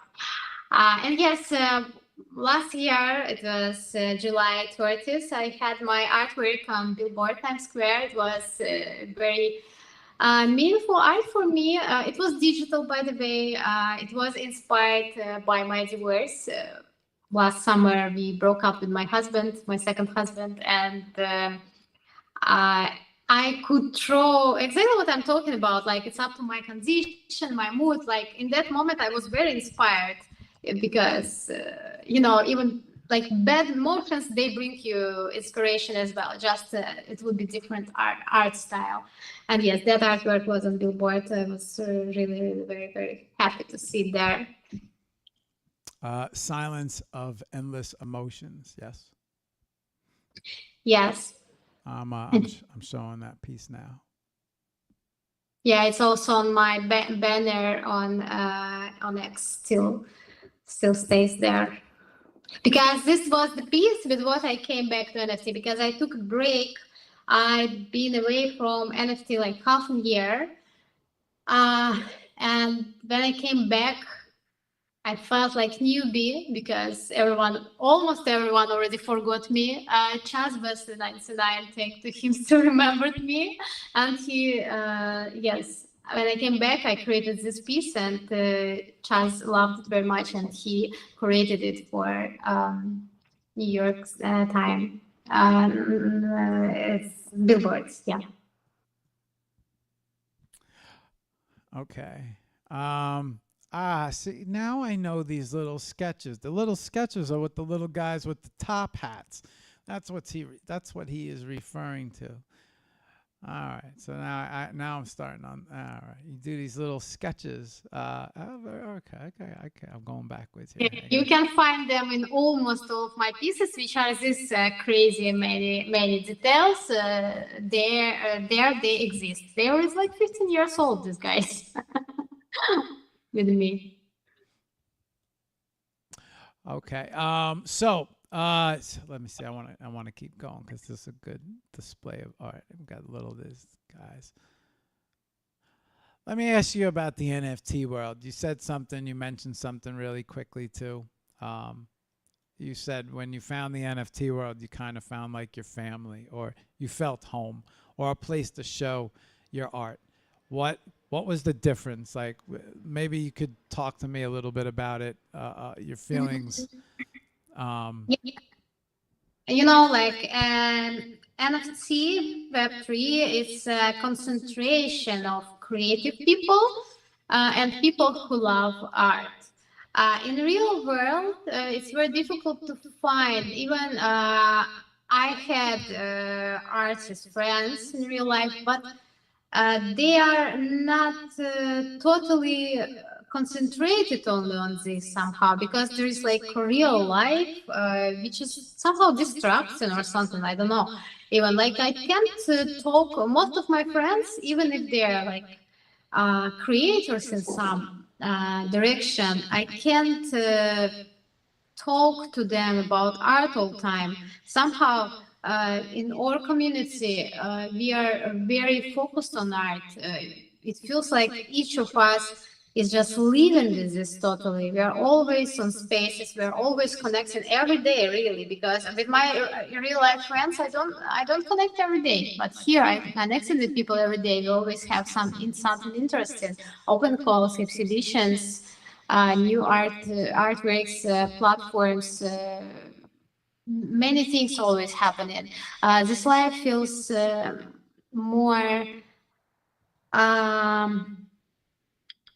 full, I would say. Like, yes. And of course, now I belong to some chats where I can share my artworks. We support each other, we share opinions. I mean that nowadays my life totally dedicated to art. Every day I'm interacting with people who are into art world. So, and it inspires. It inspires to create more. And yes, this is like support and everything, I would say. So okay. Okay. Here's what I wanted to say, right? I often feel like so just looking at everything, right, Maria? To me, like you have lots of different talents, which are clear from everything that we've went through, and your drawing is on point. All your creations are on point. And on top of it, your whips are great. And now I'm starting to see these animations come to life as well, in which you're animating. I guess it's your son with the lantern now. I'm watching you animate. And what's the deal with the little guys with the top hats?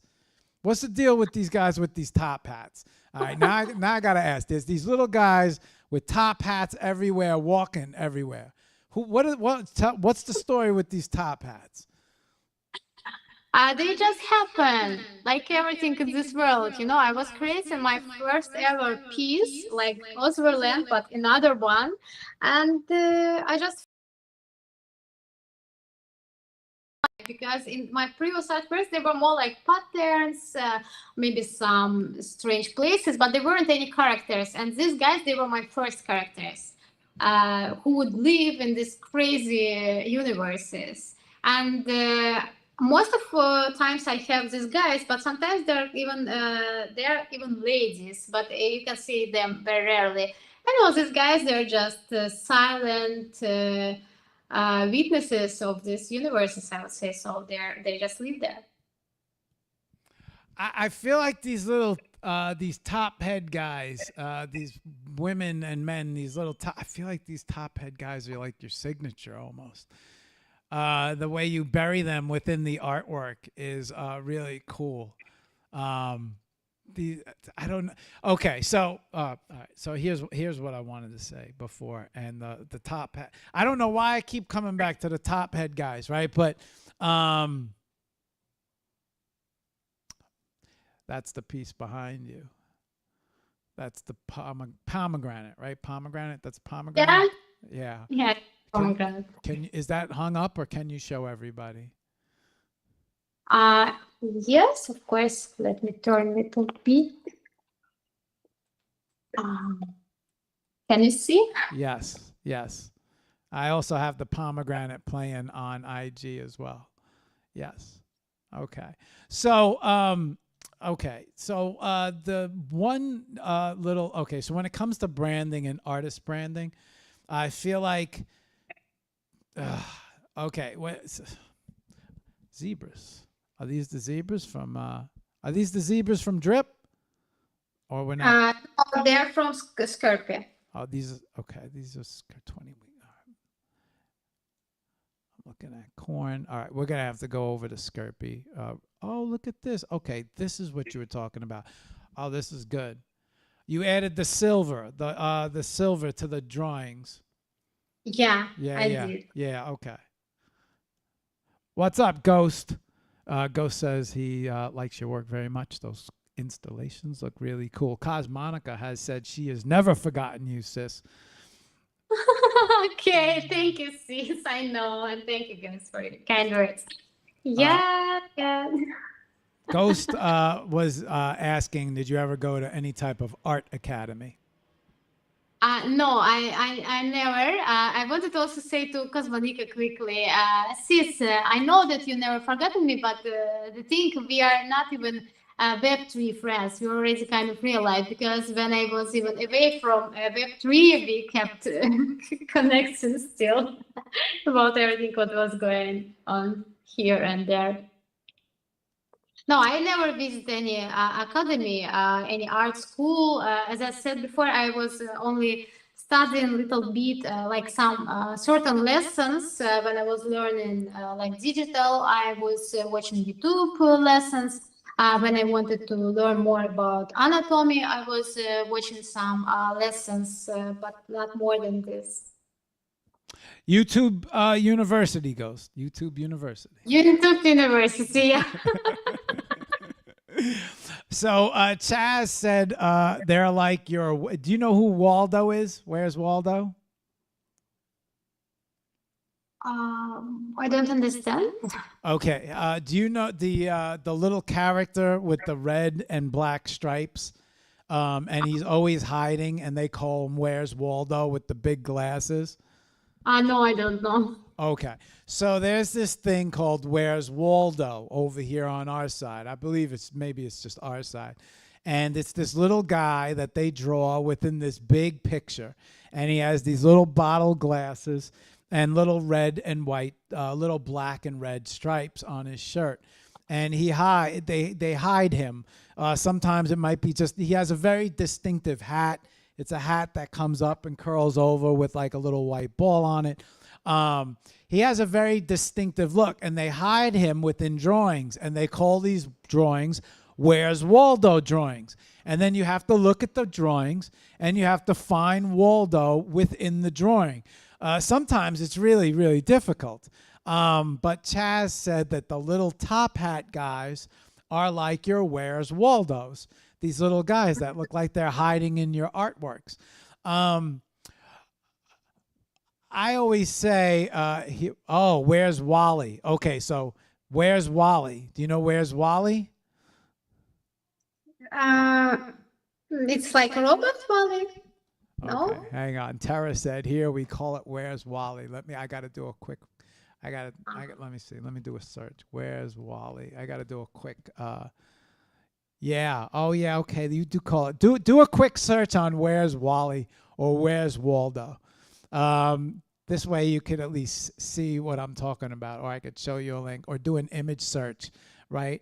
And if you do Where's Wally, it comes up just as well, but it's Where's Waldo. If you click on one of these huge artworks, these things are like the size of posters, right? And within this poster is Waldo. There's only one Waldo, and you have to find him.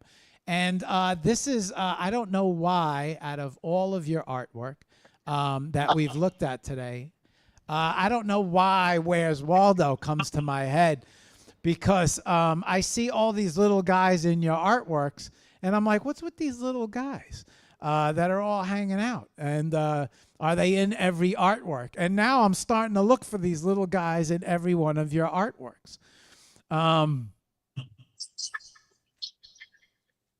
Mark, is it okay if I'm going outside? Yeah, I hope yeah. you will hear me. I just got information that I need to take my son from the school. Yeah, it's fine. But I'll take you with me. Okay. We're going for a trip. We're going for a trip with Maria as we go through our art. So, okay, look, here's a piece. Check this out. This is a snapshot on Drip House. It's it doesn't have a name. Shit.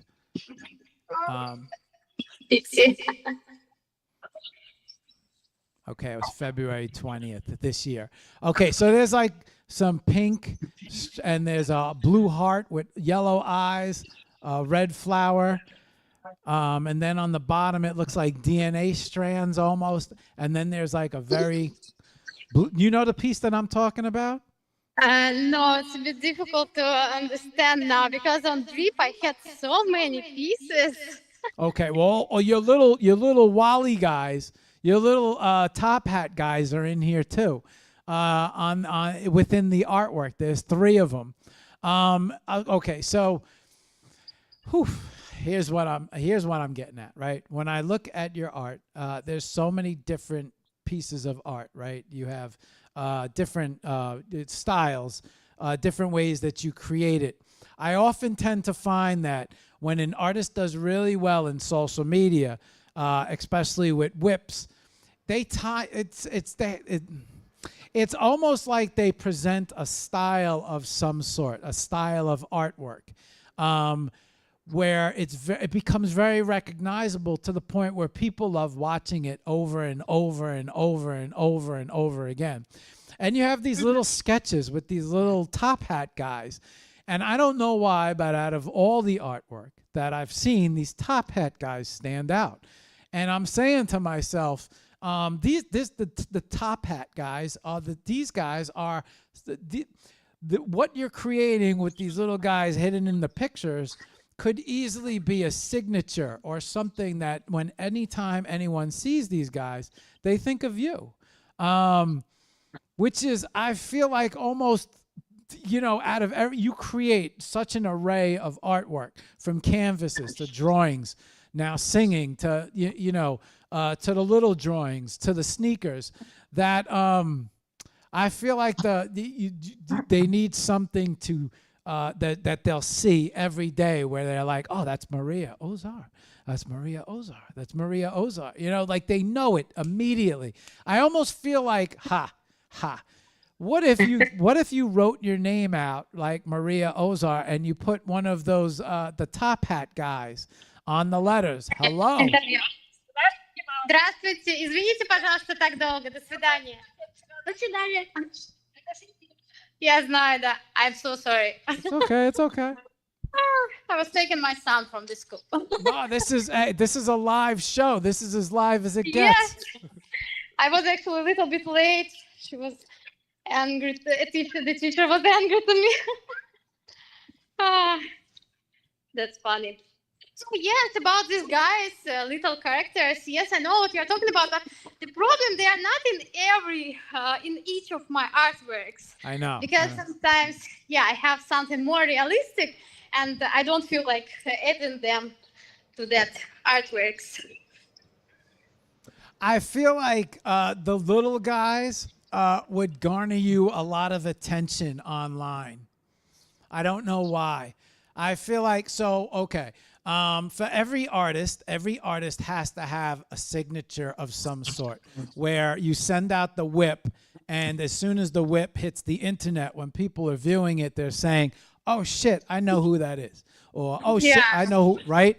And so I don't know why the little guys stand out so much to me. But every time you bury or hide one of these little guys, I don't know. I'm like, I want to know more about these little guys. So I don't know. That's just something that jumps out at me. It's interesting that you said it because you are not first one who is saying it, and I feel like seems it is so. I remember that Chad said it for sure already. Костя, sorry, твой папа скоро за тобой придет. Пойдем. Okay. I just got through your IG. What let's go to Skirpy and Drip, because you said Skirpy and Drip are your latest works, right? Yes, now I'm more on Skirpy. Okay. What do you think is better? Should we show some Drip? That will show a little bit of each.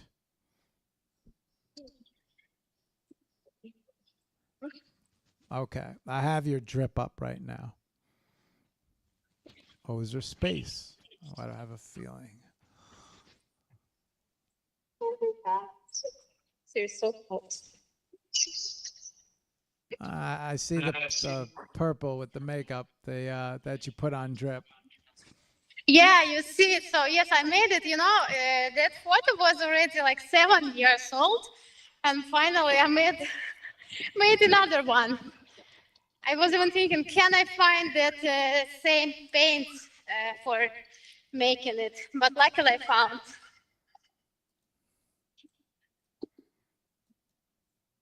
Wow, a lot to go through. Okay, this was Drip, guys.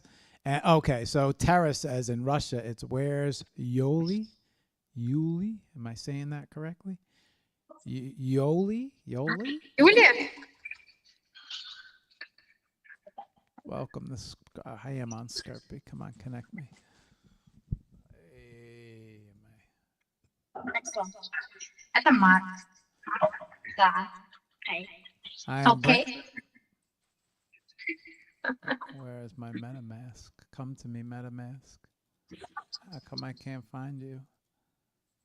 Where is my MetaMask? Why is my MetaMask not opening? Пусть ты пока переодевайся. Папа за тобой едет. I cannot get into Skirpy without my MetaMask. Let's go.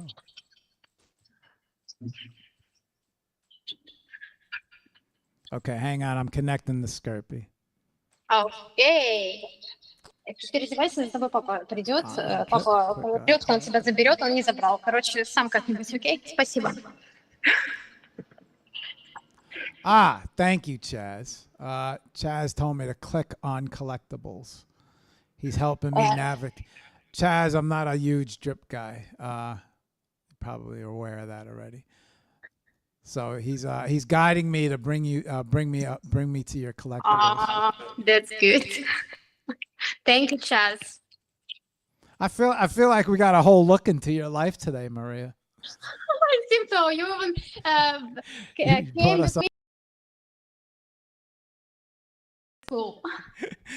That's all right. That's a good thing. People don't under these are live shows. This stuff happens.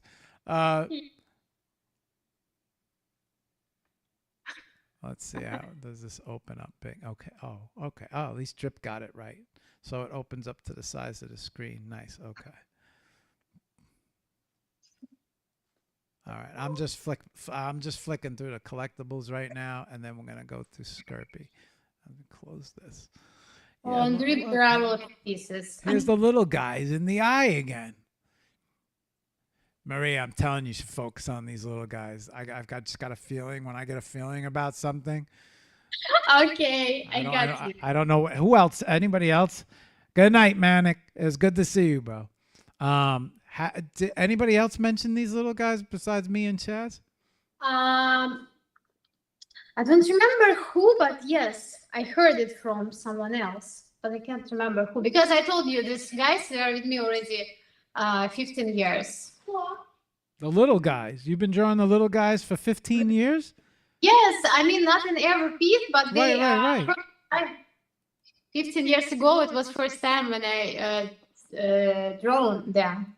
Oh shit. I feel like I'm telling you, I feel like the little guys sometimes just I look at stuff, I feel like the little guys are like your signature. I really do. Like I feel like if you were to sign your name to a piece of artwork, you should sign it and have a little guy hanging off your name, you know? And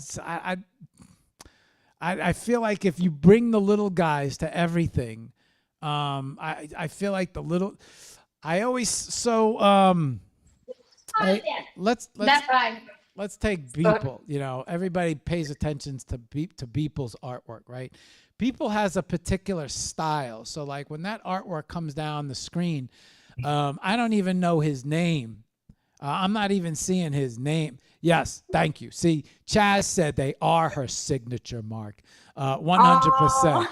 And I agree with Chaz. I didn't want to say it because I know you're an artist. But I feel like these little guys are like, that they're your focus. You know, even if you could get these little guys animated, maybe you could draw a little guy and bring him into AI and get him dancing around or animated. I feel like these little guys, I've never seen anything like this before. And I'm just, as we're flicking through and looking through your art, I'm saying, what's with these little top hat guys everywhere? Because you have characters, but yet these little guys are still within the artworks. And so so this is like, now, if I ever, like, okay, so I think one of the best things an artist can have behind them is to put, they used to say this with photographers all the time, because I used to put my logos on my photography work. When I used to put my logo, they would take that logo off. We don't post photos with logos on it. And I'm like, well, that's my art. I want my signature on my art. And I feel like, so anytime anyone sees my art, they see question mark, or they see the little question mark, or every time they find a question mark somewhere within the artwork. So if you're looking at my artwork and you find a question mark within the artwork, you know it's me. You know, oh, that's question mark. Sometimes people have a way they sign things. Sometimes it's their signature style. It's like their style that you see a balloon animals. You see chrome balloon animals, immediately you know Jeff Koons. You see the way Banksy creates with the spray paint outside. You can kind of already know what a Banksy is, or a Mr. Brainwash. Everybody has like a style and a signature. Hang on, Chaz just dropped her lines, and Wild Vision is her style, and what makes her artwork so incredible. But the guys in there are so much fun, and it becomes a fun game. They're her Easter eggs in her art pieces. Yes, yes. Thank you, Chaz. So I agree 100% with Chaz, right? Artists fight their entire life to find their signature. I was very lucky I was doing graffiti, wall art, and I got in some trouble. And my name was huge. It was like Hallucination or something. And then I was like, I need a shorter name. So I changed my name to 2 Cents In. But then I said, how do I sign it even faster? And then I started airbrushing and creating art on clothing and canvas and car hoods and snowboards and I said, how could I sign my art so that people will look for the signature? And so I started burying my question mark inside of all of my art. And so now every time I'm looking at your art, I'm looking at for one of these little guys are what caught my attention the most, right? You have this large array of art. You have canvases, drawings, makeup, art, but yet these little guys, every time I come across these little guys, I'm like, what are these guys? And I said to Chaz, Amir said, those are Where's Waldo's. And Tara is like, it's Where's Yuli? And we're both sitting here, and I'm like, these guys are 100% correct. Like, they recognized it as quickly as I did. So I think in an artist's lifetime, one of the most, you could be recognized by a style, the way you create, a certain way you create. You could be recognized by a signature. You could be recognized by, you just, and I think that's one of the most admirable things that you could be recognized by, because, how many artists are known for something where you look at a piece of art on the wall and then all of a sudden you have no idea who did it, but then all of a sudden you see something, or oh shit, like I know who did this, but they know it because of the way it was signed or because of a little tiny signature, something.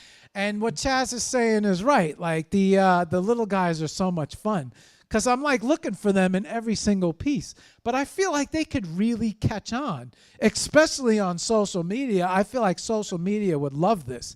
Look at how big Where's Waldo got, which, Where's Waldo was like a whole movement during a time period where people had Where's Waldo shirts and this craziness. So that's all I'm saying. I'm not saying to do anything. I'm just saying these guys are a big thing. Дал свой проект. Молодец, Я тебя поздравляю.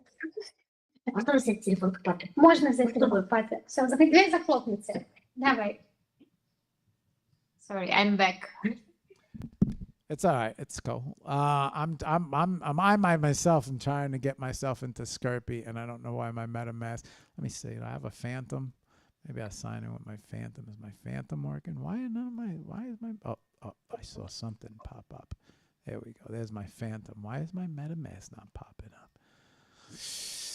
Hey, these wallets. Oh no. You can't connect. No account found. All right, that's not true. I don't know why I cannot find my MetaMask. For some reason, it's not launching. I can't get on this. Is there any way to see Skirpy? Hang on, let me see if I could sign in. No, only if you connect your wallet, unfortunately. But did you already connect before? Nah, I'm having some problem bringing up my Yeah, I am on I am on his site, but I signed up through my MetaMask, and I don't know why my MetaMask is not opening at the moment. If I shut all my windows, we're going to lose no, we shouldn't lose the feeds, but then I would have to boot everything up. Maybe my MetaMask is hanging out somewhere where I'm not seeing it. Hang on. Let's close that. Maybe my MetaMask is hiding somewhere and it's popping up where I'm not seeing it.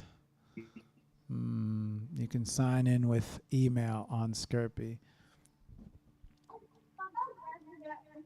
So we have some comments. Yeah, but Tara, I didn't sign up with my email. I signed up with my MetaMask. That shouldn't matter though. Open with Temple Wallet. No, okay. So I don't think I have a Temple Wallet. Oh, maybe I do. Oh, maybe I do have a Temple Wallet. I have a Kukai. That I do have. Shit. I'm obviously behind this. Okay, use Temple. I don't have Temple, Chaz. I got it. I don't have a Temple Wallet. I would have to sign up for one. I think I signed up for Skirpy with my MetaMask, and I don't know why my MetaMask is giving me... Oh, maybe because I need a new Chrome. Oh, shit. Okay, Chrome needs to be updated. That's the problem, I bet. All right, I don't want to touch this. If I touch this, we're going to lose the show. Chaz said Maria is one of the most... You could use Kukai too, but I'm not connected with... Oh, you know what, though? Hang on. Let me bring up my Kukai. Let me bring up... We'll save real quick. Let's get into that. Give me 1 second, because I do have a Kukai wallet.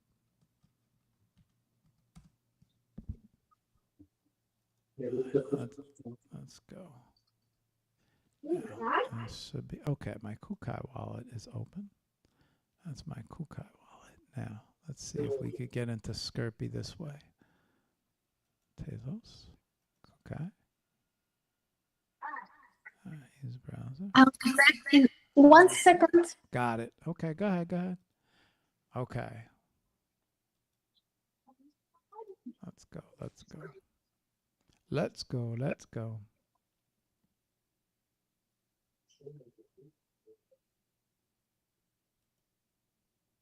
Okay, at least I'm in. We're in. We're in. Kukai is your email. You guys are clearly way more on top of this than I am. I just click buttons. I wait and Kukai wait and connect. Let's go. Let's go.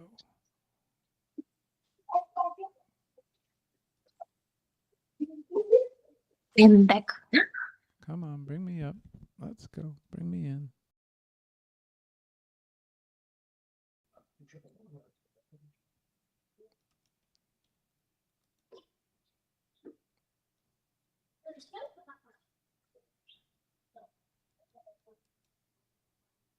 Oh my God.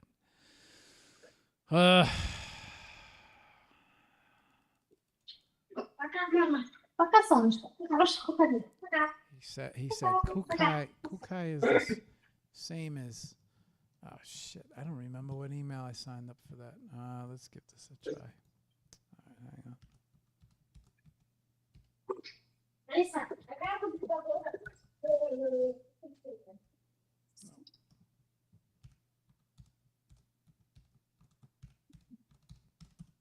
Нет. Сейчас.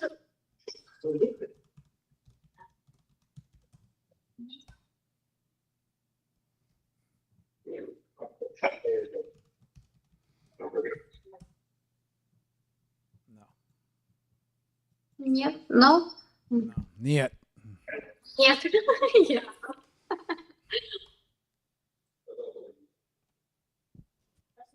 Niet. All right, hang on. What's gonna happen if I close these down? I'm gonna lose your comments. Am I gonna lose anything? No, the streams will still be running. Facebook, I will have to log into everything. We might dump the streams if I close down. Wait a second. Is there a way I could open this up on a different browser?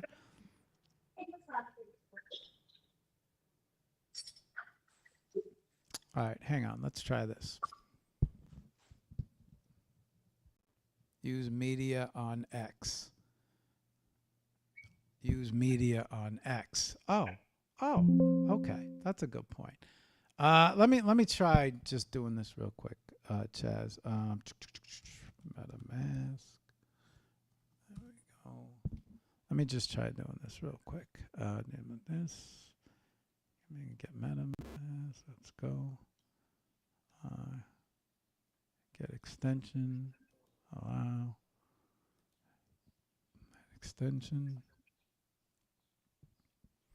All right, I'm going to install MetaMask on a completely new browser, and we're going to try to go into Skirpy through here. And in the meantime, if this does not work, we'll bring up your, okay, there you are. Let's go. We'll bring up your, no, import. Oh my God, you gotta be kidding me right now. I gotta import it. Don't tell me I gotta do the words right now. I gotta do the seed phrases right now. Oh, you gotta be kidding me. All right, let's use the media. Do you have the? I'm trying to sign in to my MetaMask through Edge. I figured I'd bring it up through Edge. It's saying right now my Chrome has to be updated. If I update my Chrome, we might lose all the feeds. And it's not letting me open. I can't click on my MetaMask ain't opening up. All right, Maria, let's use, how about we go? No fade. Just no fade.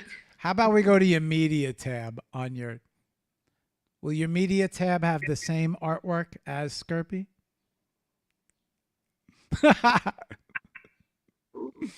My media on X, you mean? Yes. Yes.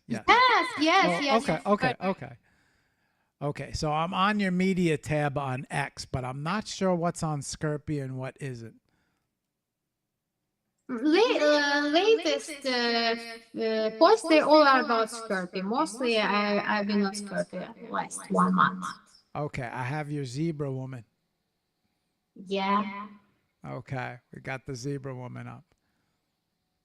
It is on Scorpio, yes. Okay. I have you zebra woman. All right, hang on. Let's find the zebra guy. Okay. Let's go. Oh, I got both of them in frames.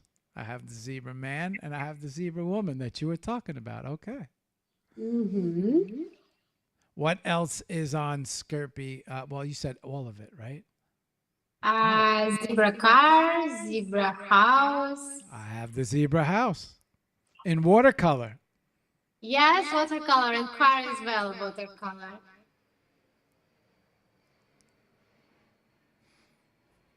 These guys are cracking up. I'm going to put my seed phrase in right in front of everybody.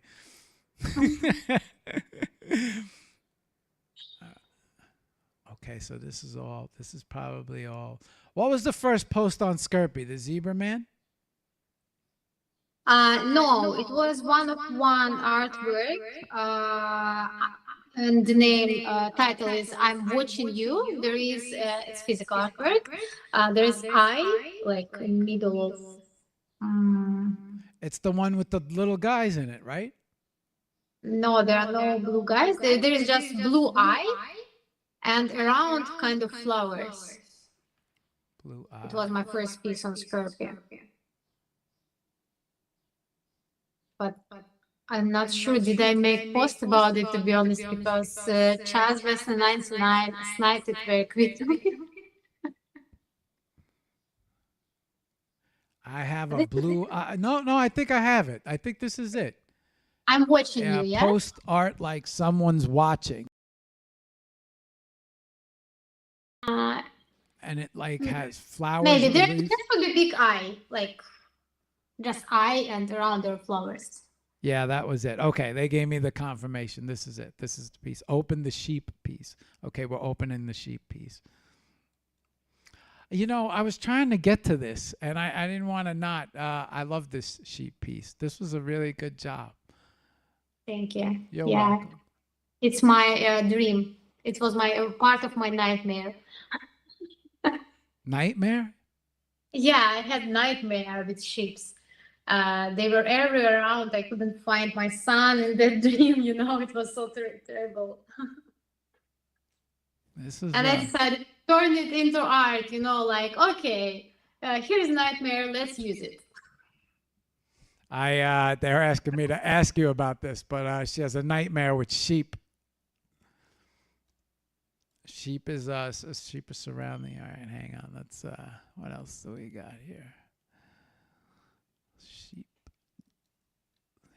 You think X would fix a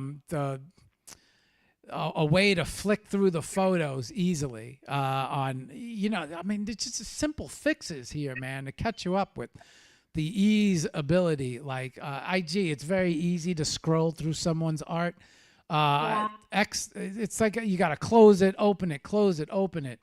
They don't make it easy. And then obviously everything that you post on people's gets embedded all in the same, like they couldn't split it up, for just your art and just your posts. Your art projected on. So I saw that photo of you in the projection, and that was a really good photo with the beam. You like standing in the front of the projections. Yes, I try to make like how to say it more. I don't know. I just wanted to make photos with my artworks, with my digital artworks. Yeah, I think I'm more interested in staring at your art at the moment than so you get to know somebody through their art. All right, okay. Shit, I wish I could have got Skirpy open. I didn't expect to have that problem. Oh, we got Chaz's kicks, his flower kicks up online. Did he share a photo of his kicks? Yes. Yes. Do you want me to show you Chaz? What Chaz's kicks? What he we swiped with him. Where is the zebra car? That's the one thing we're missing. Okay, I'll bring it. Oh, you have it. Yeah, I do. Okay. Oh, I got it. I got it. We'll let her show it. Marc, look, Oh. смотри, look.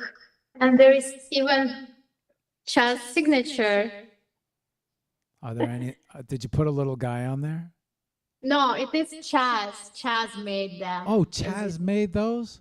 Yes, we had swipe. I painted sneakers for him, and he painted for me. Okay. Where? Oh, shit. Okay. So I miss. Yes. I see. This is probably all the shit that I miss in Nightcap. Yes, probably. Yeah, this is all the stuff that I miss. Um, okay, I also have the zebra car. I just found the zebra car. They need to organize this better. What a mess. Ah, okay. Watercolor too. Are these your first watercolor pieces online, Maria? Online maybe. Actually, it's zebra car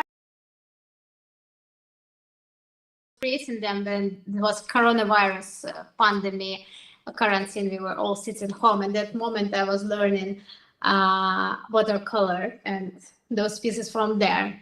I actually didn't even think about it, you know. I just started with the zebra man, and then I remember actually I had a car in house already in that style. I have one more piece in that style, but I'm not sure that I'm going to share it. It's too funny. Okay. Okay. Okay. Wow, I didn't expect so much. Yeah, no, I know Chaz, but when she said she was going to get it, I thought she was going to get the piece, not the sneakers. Okay. Maria, did I miss covering anything here that maybe something you want to talk about that I didn't touch on or I didn't find or I didn't bring up? I think you went through all my life, at least all my artist journey. So all what I can, I think I can sing the song what Chaz asked before. Yeah, even Cosmonica, she said it's time to sing. But hang on. Before you do sing, before you say, why don't you sing us out? Well, singing will be the last thing you do. Before we say, well, let's start closing out the show and say goodbye. But before we do that, and before you sing for everyone, what is the best way for someone to find you? What you mean? Sounds so scary. What's the best way for someone to contact you, see more of your art? And who knows, in case someone might want to commission or purchase a piece of art, how can someone find you? What's the best way to contact you? On X, I guess. I mean, people can comment, and usually, if someone just comments that he wants some commission, we can go to DM and discuss further about this. If someone wants to order some specific piece, or maybe work as commission, yeah. Okay. Okay, so guys, here is I'm gonna give them your contact now. Hang on, Maria. Okay, so on screen you guys see right now is her X. This is her X, which she can be located here. This is her tag name, Marie Ozer, MARI_OZER. She also has a link tree here, which you can click on, which will bring you to her link. I think this is her drip link.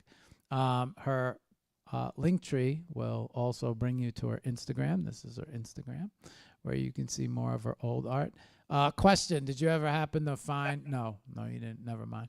Her Skirpy is here. Her drip is here. Let's take a look at your hug real quick. I love hug. I don't know why they should have never sold out. I'm gonna bring up the portfolio. All right. I gotta tell you, I like your colorful style, man.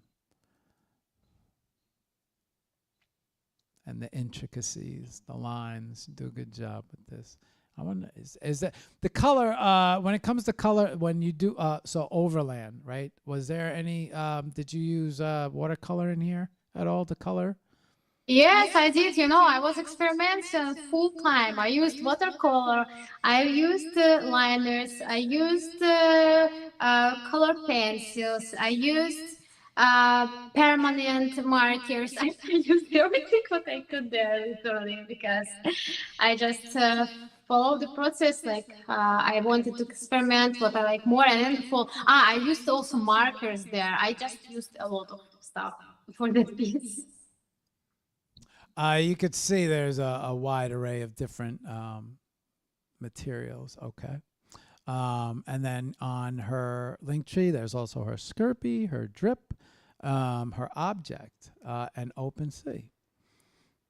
And this is her object created. Okay. All right. All right. Oh, see, you did post a photo of you in the. This was a good photo. This is a good photo. You take good photos. It was on the idea, or my idea. The photographer was another person, but the idea was my so idea. you were the creative behind this photo, the creative idea. I have a photographer with who I worked on this collection, and I just told her the idea, what I want, and then we worked. Yeah. Yeah, that's a good photo. You take a photo. You got this. So normally people just post any type of photos, but you take a good. You have a good choice of photos and pictures. You definitely hang out with photographers. That's easy to see. Okay. I think we covered everything. You guys got our object. Happy Friday, guys. TGIF. All right, Maria. Let's. I'm gonna put the screens back to normal. I'm going to free you from your art interrogation now that I interrogated your entire life in art. That's good. I like it.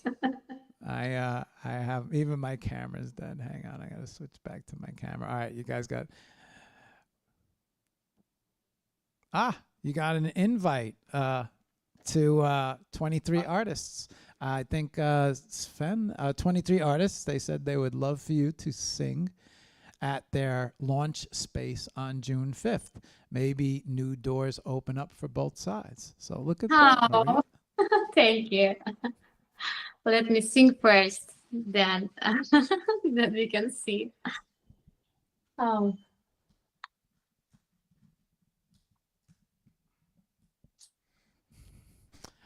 These guys, they showed up. A lot of love today. Good job, guys. Feeds back on. Okay. Let me switch this back so you can see me. You're not going to get stuck on a closeout song, I have a feeling, because you're going to sing us out. That's yeah, good. Okay. Whew. Okay. That was a lot of art, Maria. What's up, Alan? See you out there. All right, that was a lot of art to go through. A lot of different. Wow, very versatile. So many different. Let me make sure everything's up and running. So many different ways to create art. Pencil, to watercolor, to paint, to marker, to ink. I saw. So if there's ever something new, I think I could put money on the fact that you're gonna actually give it a shot, or incorporate it somehow. I saw gold foil, paper, canvas, digital. It's just so many different. Yeah, very versatile. Versatile is a good word. Okay, Maria. Before we say goodbye, and before we have you sing out, and before we hear you sing, and don't forget to reach out to 23 artists who would love to have you on June 5th, sing at their opening. Maybe you could leave us with some thoughts, words of advice, some inspiration for others out there who might be struggling in the art world. Maybe some maybe some thoughts from your perspective. My song will be about it. Oh. Okay, so the song is going to be the inspiration. I hope so. Many people in the space DM me when I sing the song on Spaces that it inspires them. It lifts their spirit higher and just keep going. So I hope that it can be the answer. Okay. All right. So I want you to sing. I want you to sing us out. And I have to close out the show really quick. So I need like 1 or 2 minutes. And then we're going to come right back to you. And I'm going to clear you out, make you full screen. And then you're going to sing us out. All right, Marie? Yes, 2 minutes? Yeah, like 1 or 2 minutes. It's going to take me 2 minutes just to close out the show. And then I'm going to come right back to you. So okay, I'll take water. Okay. Yes. Now's a good time for the drink. Yeah. Okay. All right. Whew. Okay. All right. Okay, guys. That was a very in-depth, deep dive into Maria Ozer's life of art. There was a lot to go over and a lot to, decipher and check out and talk about. So many different things. A very versatile artist, from modeling to makeup to being on set, of physicals, canvas, drawings, paper, also digital. A lot of different styles, a lot of different concepts. Very, very versatile. So it's just sometimes it takes a little bit to you got to creep through everything and check out everything. So it was a very enjoyable tour through OzverLand. We definitely went through OzverLand today. Okay. Chaz's show Monday night got great reviews. You guys should check it out. Chaz had shown off what he's been up to for the last 8 months, working on some software to help artists everywhere coordinate all of their wallets and their collections and their art pieces that are on the blockchain, bring them into one spot. It's a great show to catch up. Also, One Love Art DAO as well, and what they have in store and planned for NFT NYC. And so it was a great chat, good show. If you have a chance, check it out on YouTube. You could check out the show on YouTube or X. I don't know how long it's going to be on Facebook for, since they're deleting lives. Tuesday space. Yeah, we had a great space with Sketch and Share, linked by art. Also had a chance to meet, talk with the sponsors. We had some pretty good discussions in there. Wednesday we did our first show on HOP for our first art launch, and we've never did it. We did an HOP launch show. So there's a new show within the shows. We have HOP on Monday nights, which is the Spotlights. We have the HOPE on Fridays, which is HOPE Spotlight East. We have our HOP community shows. We have our HOP sponsor shows, and now we have our HOP launch. So lots of different HOPs, spin-offs coming from one HOP. So we did our first HOP launch with Acid and Dawn of Acid, and the artworks launched there over there with the FCW crew. That was fun. We got a chance to bring on 6 featured artists. And today, a long deep dive with Maria, who spent time with us, almost 3 hours now, going through everything that she's created and everything about her.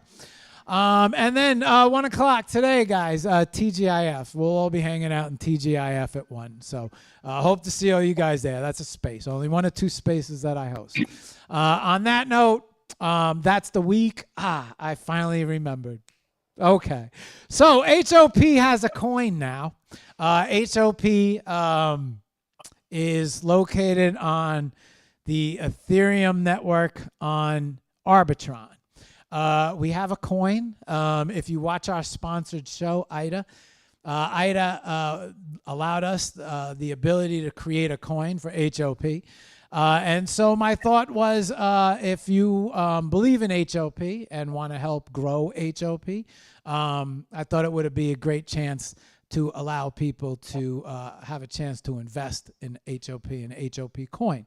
So there is an HOP coin out there. If you're interested, you can find that on the Arbitron network, and it's $HOP. And that is the first time I got a chance to say that on this show. So sometimes people ask how they can support. Support by, I don't know, maybe grabbing some of the coin. All right. I think that covers everything. The more that I could, as high as I can bring this show, I will. Sometimes I guess we hit limits. Well, I hit limits, especially when it comes to financials. I'd love to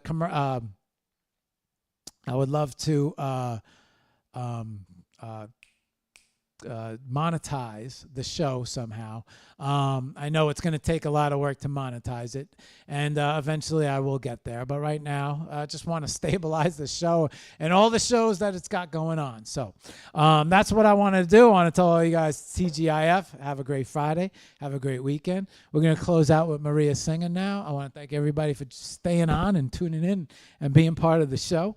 I'll give little quick shout outs right now. All right, let me jump in here real quick. I'm going to bring Maria back up. So, Maria, you are on screen with me. Just be aware that you're on screen. Cosmonica, thank you for joining. Thank you for supporting, and thank you for stopping in. Appreciate it very much. Centaurus, good to see you. Thank you for joining. Thank you for stopping in. Chaz, always a pleasure. Good to see you. Thank you for stopping in. Yes, it is time for a new mixer. Sahar, good to see you. Thank you for stopping in. Anna, good to see you. Thank you for stopping in. Lord, thanks for stopping in. Good to see you. Tara, good to see you. Thank you for stopping in. Manic, good to see you. Thank you for stopping in. Fate, good to see you. Thank you for stopping in. Bahar, Foresta.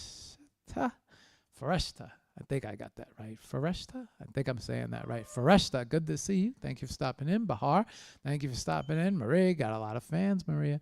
Thank you for stopping in. What else? Did I miss anybody? I don't want to miss anybody. Let's see. Ghost, good to see you. Thank you for stopping in. See you in TGIF. I got everybody. I think I got everybody. I got all the questions. Yeah. Oh, 23 artists. Good to see you. Good to see you, Sven. We got to work on that show. 23 artists have a big launch. And don't forget to reach out to them, Maria, or maybe you guys drop them a message. Okay, let me see. Anybody on IG that we got to say hello to? Everybody over there. All right. Visha, Udasaka, Arta Nafis, Fantin. Jark, Javo, Arenas, Latinka, NYC, Toothless, Parisa, Artnaz, Oshira, Barry, thank you for stopping in, guys. Good to see you guys. And let me just make sure. Twitch, nobody stopped in. They don't like us on Twitch. Tara, good to see you over on YouTube too. Thank you. All right, I think we covered it all. And Alan, good to see you. Thank you for stopping in. All right, guys. Okay, that's the show. Maria, I'm going to make you full screen. I'm going to disappear, and you're going to sing us out. Here we go. And then let me bring you up vertical, full vertical. It's your time to shine. I'm going to bring you up here, full vertical. And okay. And we're going to close out. Maria, how many songs you got? One? Or One. One. One. Okay. When you sing, what's the time on it? Like 3 minutes maximum. Okay.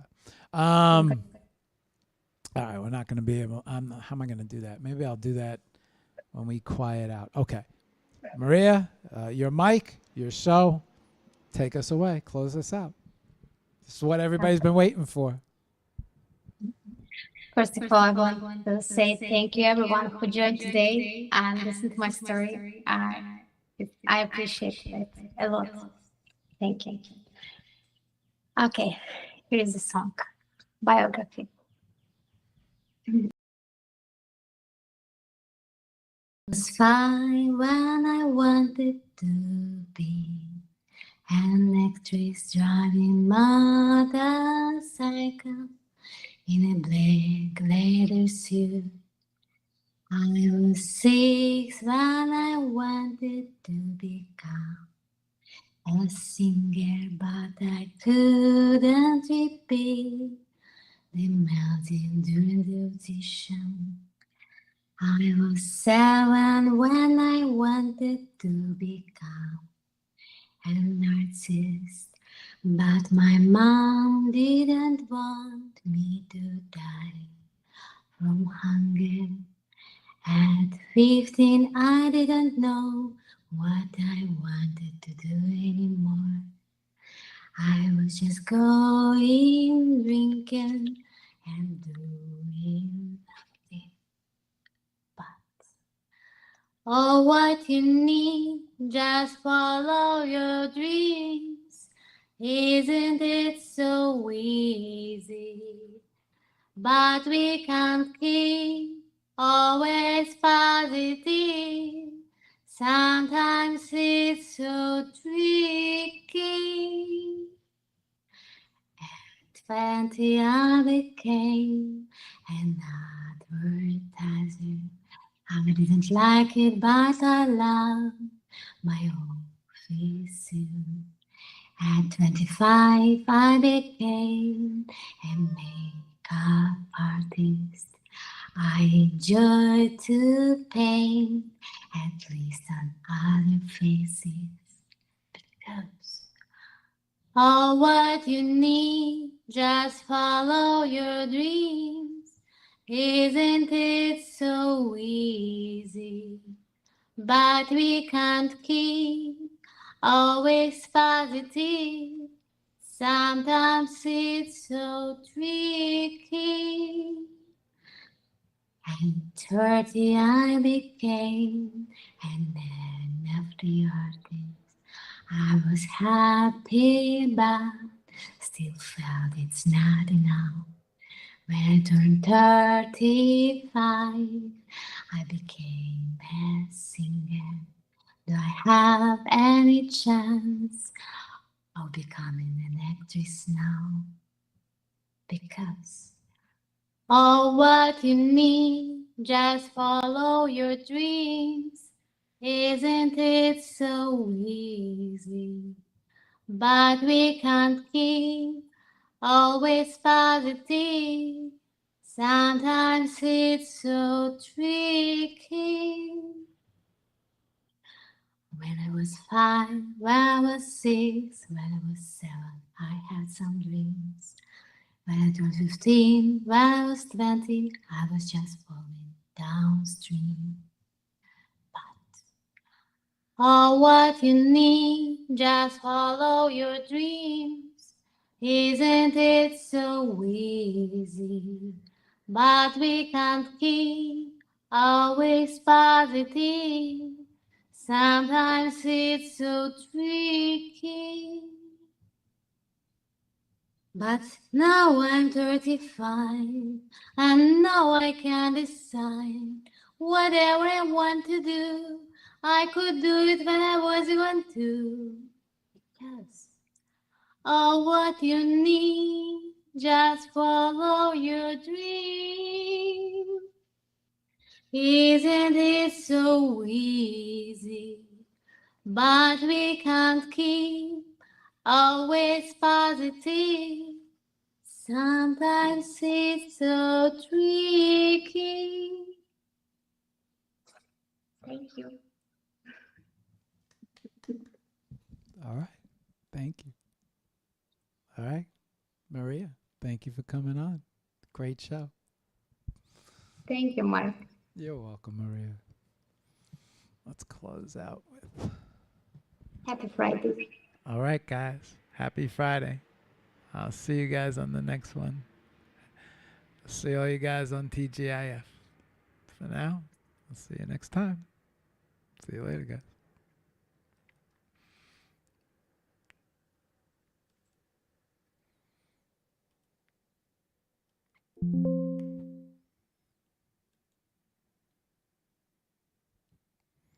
And that was a damn good show. See you guys on the next one.